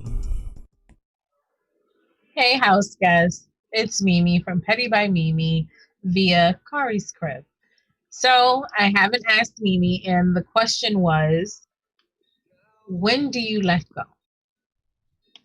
Letting go meaning a relationship, a situationship, whatever it is. The person that mentioned this question was definitely talking about relationships. So you let go when the situation no longer serves you. Mm-hmm. That means you're no longer happy. Mm-hmm. You're no longer having fun. There's no longer a purpose. Let it go. And it's okay to say, you know what, this no longer serves me for what I need it to be. You can walk away. You don't have to cut it off the friendship that could have possibly been budding, but switch it up. We can be friends, not fucking friends. That's Ask Mimi. Okay. Now, I agree with you on that some, you know. Now, What do you mean some? Some. At what point should you not fight for your relationship or should not work towards your relationship? Because not all relationships are going to be all peaches and cream all the time. You know? Absolutely. Like I'm sure if you ask couples that have been married for 40, 50 years, they'll tell you, hey, they might have been a 5-year patch, but we hated each other's guts. So here's the thing. If it's a marriage, you have to kind of go back to why you got married. What was it about this person? Are they still good parents? Are they still good providers? Are they a good partner? Because basically a marriage is a business partnership. It's all legal. Mm-hmm. Do you still have love for them? Those are the things that you have to ask yourself. And if there's a yes in there, I would say go ahead and fight for it. Myself, in my opinion, I never think that it's worth fighting for if there's been abuse, mental, physical, or otherwise. Agree. I think that whoever the abuser is needs to take a time out and fix themselves before you guys can fix the relationship. Not to say that abusers can't be reformed. I just don't subscribe to it. Because somebody will end up in jail and the other person will end up in the grave. Mm-hmm. I feel you on that one. Abuse is definitely not something that is, I think, should be a work throughable thing, you know? Mm-hmm. Unless y'all both just snapping on each other hard when y'all argue, and then maybe that's acceptable, you know. As long as it's not just one side, as long as you're just not saying "you stupid motherfucker" and the other person just sitting there taking it. If they coming back like, "No, you's a stupid motherfucker," then that's not like, that's abuse, but y'all abusing each other. But beside the point, as sometimes you should try to work it out if it's worth working out, but you got to know that. You got to understand whether this is worth trying to save. But you also got to remember, a rough patch doesn't have a time frame. Mm-hmm. You know, a rough patch doesn't mean a week or 2 weeks or 3. A rough patch can mean years. You know, are you willing to put up with that and work through that is the question. Well, thank you, Mimi. Thank you for answering that. Yeah. What? That's not. Did I say the same thing you said? No, but this is Ask Mimi, not Ask Khary. I know. I just want to throw in my 2 cents. You know, what thing clearly don't have a. You know. Yeah. So, I mean, for me, you have to know yourself. Mm-hmm. I think before engaging in serious relationships, know what you can and cannot deal with. And if your partner respects you and respects your feelings, your emotions, you shouldn't have too many issues. Sometimes you do need a reset to have a mother effer respect your gangsta. Mm-hmm. But for the most part, you should be fine. Okay, that's Ask Mimi. PettyByMimi@gmail.com if you want to submit any questions. And that's Ask Mimi by Mimi. Petty by Mimi. Make sure you follow Petty by Mimi. And make sure you hit that like. Make sure you hit that subscribe. Make sure you hit the thumbs up. Make sure you hit that share. Share the video with your friends and stuff. Like, yo, this should be entertaining me on Friday evenings and Tuesday evenings. Y'all should check in and have fun with us. I've actually started making clips of some of the things that I felt like was entertaining or informative of the show, and actually been posting them to the YouTube channel and stuff like that. So make sure y'all share those as well, because I know sometimes people don't want to share 3-hour videos, 2-hour videos. So I've made some shorter clips and stuff like that, and make it a little more shareable for y'all and shit like that. But I think we've covered everything for the evening. I think I had everything on my docket checked off. We had a good time. We had some enlightening conversation, politics, even though we're not really a politic stream, but we be getting into whatever the fuck we feel like getting into, Make sure you hit that subscribe. Wayne Mills posting that right there. I think that's everything. You got any plans for the weekend? Yes, I am helping a friend. Oh shit.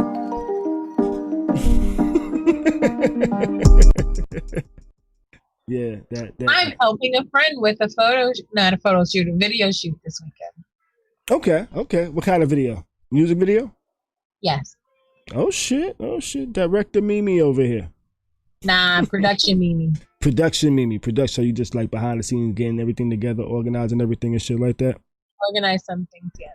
All right, okay. You know, I wear many hats over this little purple fro. And you're going to be putting on one of them hats this weekend, I see.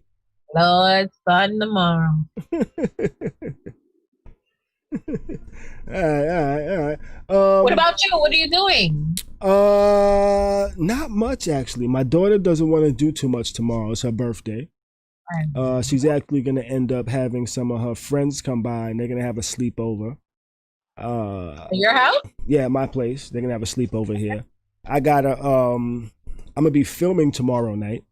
I'm gonna be filming this Halloween party at like this little mini mansion and shit like that. I offered my daughter $100 to see if she wanted to come film with me. And she was like, I took that day off. I don't wanna work.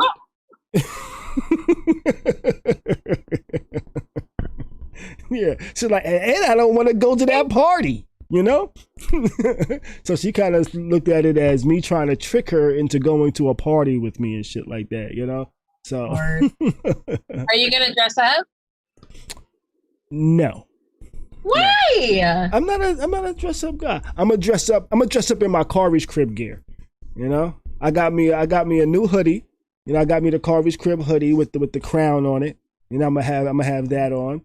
I'm gonna wear some black sweatpants, not the gray sweatpants. You know, so I'm gonna wear the same costume, not the same costume, a similar costume that I wore last night. Last night I dressed up as a thought. You know, I wore gray sweatpants last night. You had on sweatpants. Yeah, I wore gray sweatpants last night, so I kind of dressed up like a thought. I might just. I'm the film guy. You know, I got to be able to see clearly. I can't have like shit on my face and all of that. What does shit on your face have to do with your eyes? It's a costume. You know, it's kind of like obscuring the view. Now, whenever I think of costumes, I think of the old school mask that had the rubber band on the back. You know, that had the little slits that when you put it on, it like kind of cuts your face a little bit. You know, you stick your tongue through the thing, and it felt like your tongue was being sliced by the plastic and shit like that. You couldn't blink your eyes, otherwise your eyes would get caught in the eyelid holes and shit like that. And then you just put the shit on top of your head. Yeah. So now you got on this plastic outfit with only graphics on the front. You know, and this plastic thing on the top of your head. Yeah, we dead ass was walking around with colorful smocks on, like.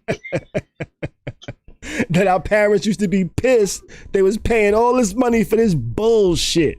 Yo, kids of today will never know. They will never understand. I used to see some of the costumes I would pick out for my kids. I would pick out costumes and they would be like, Dad, that's a little too much. I don't want that. I'm like, do you know how excited I would be as a kid if my parents said, would you like this? I'd have been like, hell yeah. You know, one year I wanted to be a Ghostbuster. My dad made my costume. Oh shit. Yeah, I had like a cardboard box on my back with string on it. You know, I had like aluminum foil on that shit. I had a motherfucking paper towel tube with aluminum foil around it that had a motherfucking toilet tissue tube in the bottom of it. That was my motherfucking zapper, you know? Yeah, that was my costume. That was my Ghostbuster costume. My dad he was like, fuck that. I'm not buying no shit that you gonna wear one day. And you ain't even going to trick or treat because don't nobody give out candy in these damn buildings. See, all right, so boom. I never trick or treated in the Bronx. I always went back to Westchester where there were houses and we got good candy. I think that's actually where my entrepreneurial spirit began because I would come back to 5, go to school with some of my candy, and I'd be selling it to the kids that ain't really get shit. Yeah. You know, I tried that.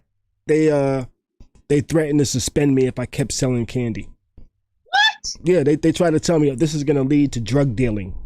You know? Yeah. I was actually, but this was nowhere around Halloween. This was like the regular school year. I realized, I can go to the store. I could buy this bag of candy for like $3. And now I could sell each piece in the school for like 25 cents. Now this $3 bag, I'm making $12 a day. And now I'm flipping bags every day. Then the school comes to me one day and like, you can't sell candy. You know, they called my parents in and shit like that. They spoke with my mom and dad like, this is like a gateway to him starting to sell drugs. And, you know, I'm like, yeah, man. I tell you what. I promise you, after that, I never sold candy for them again. I never sold candy for them again. I feel you. Because they did have us out there like little workers. Yeah, never. They would give us the whole brochure. Ooh, if you sell this much candy, you can get this cheap ass toy. Man, I used to get excited for that. After that shit, man, fuck y'all shit. Y'all nasty ass candy. I don't like chocolate anyway. I'm not gonna hold you. I used to love those fundraisers. Though. I used to before they told me I can't sell my own candy. You know? Wow. Like, yeah. I've never heard that. That's a gateway to selling drugs. Yeah. They told my parents this shit. I'm sitting here like, that wasn't a gateway for me selling drugs.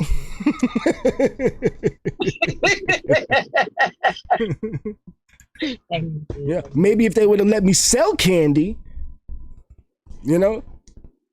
Maybe. Maybe I wouldn't have done other things. I'd have been like, you know what? I could make money selling candy. Exactly. But now I can't sell candy. Now what am I supposed to do? Oh, let me go get some weed. They ain't gonna know about the weed.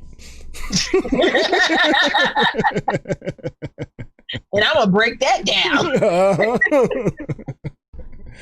Except we broke the first batch down poorly. We broke it down poorly. We bought the wrong size bags. You know, he wanted to buy Nicks. He ended up buying like crack bags. So we had to sell them for like 2 for $5.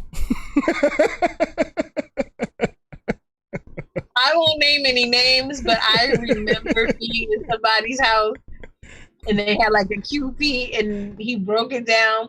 I remember him spraying it with like alcohol, like liquor.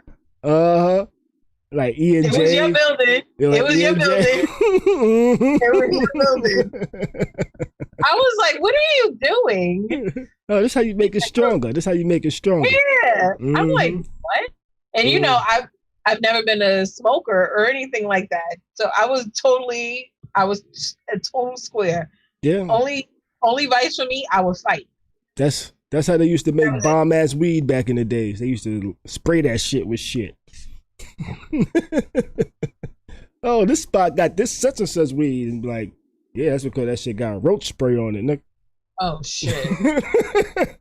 Yo, it got to a point. Yeah, it got to a point where niggas would start examining their weed. They go buy a Nick, and then they would just really like examine it. They be smelling that shit, like seeing if they smell any type of like fumes and shit on it. And then if they felt like it was good, then they would fuck with it.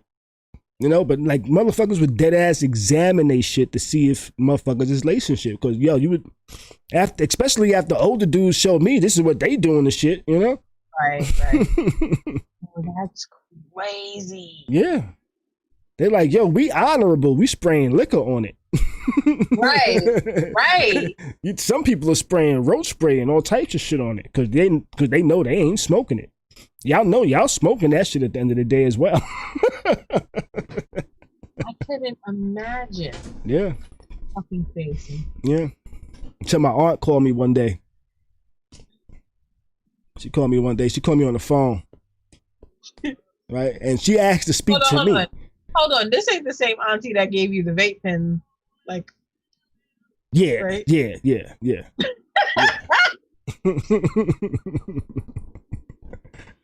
Right, so she called the house one day, you know, and she asked to speak to me. I'm like, my aunt don't call her speak to me. Why she calling to speak to me? You know? So I get on the phone. I'm like, how you doing, auntie? All she says, You selling drugs? I'm like, oh shit. I'm like, no. Who told you that? Who told you that? I'm like, who the hell did I sell to that you know? Why would that be the immediate response? Who told you that? I'm like, who the fuck did I sell to that she knows? Because I'm kind of like, I know a lot of my family lived in the area. So I would always be careful of the shit I did around who I did it with. You know what I'm saying? So I didn't want nobody calling my family and shit like that. But somebody knew Khary was doing something and called my aunt, and my aunt called me. I was like, damn. Damn it, man. Like, you know what? How the hell she find out so fast too? She found out fast. I'm talking about like a week, within a week. Auntie was tied to the streets. I was like, damn, yo, if my aunt found out in less than a week, you know, and she wasn't even looking. I wonder what motherfucker that's actually investigating me can find out. Auntie she was tied in. Yeah, I was like, you know what? Maybe this ain't gonna be my thing long term. I ain't fuck with it too long. But, you know, it's like, yeah, I can't have my family calling me, you know. Calling my mom. What's that? It's 12:21. 12:21. Damn, it's late. All right. We're gonna wrap up. All right, we got everything now, right? Yep. Yeah, we do. Let's see. All my stories is done. I haven't seen the hologram, Wayne. I'm gonna check that out a little later. The Kim Kardashian hologram. Have you seen it? I haven't seen it. Is it like the Tupac hologram? I don't know. I'm gonna check it out though. We will be back on Tuesday, which is election night. So I guess it's gonna be the first Khary's Crib election night special. But what should we crown it? You know they always got like a real dramatic name for it. What should this election night be? The electric election. No. Okay. I'll figure it out. The battle for Biden and what? Battle for America. The battle for America. Dun dun dun. And put like Why a do you always do that? Because it's like the real like dramatic shit.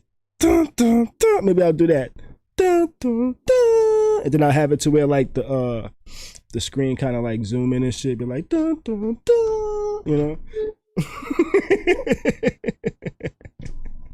Yeah, but we'll be back on Tuesday. Election night special, I guess. I'm not sure how long I'm gonna be on Wednesday. Maybe I'll call out. I mean, how long I'll be on Tuesday. Maybe I'll call out Wednesday. I don't know. We'll see. It might be a blowout where we could know who won early. We're hoping it'll be a blowout. You know, we know who won early, or we might not know for 6 months. Listen, I think we all need to really pay attention. And I'm sorry, I already pushed my hair up. We really need to pay attention because I think Trump will have a mental breakdown on Tuesday. That'll be interesting and funny as fuck. We need to be careful for his poll watchers. Some of them will be armed.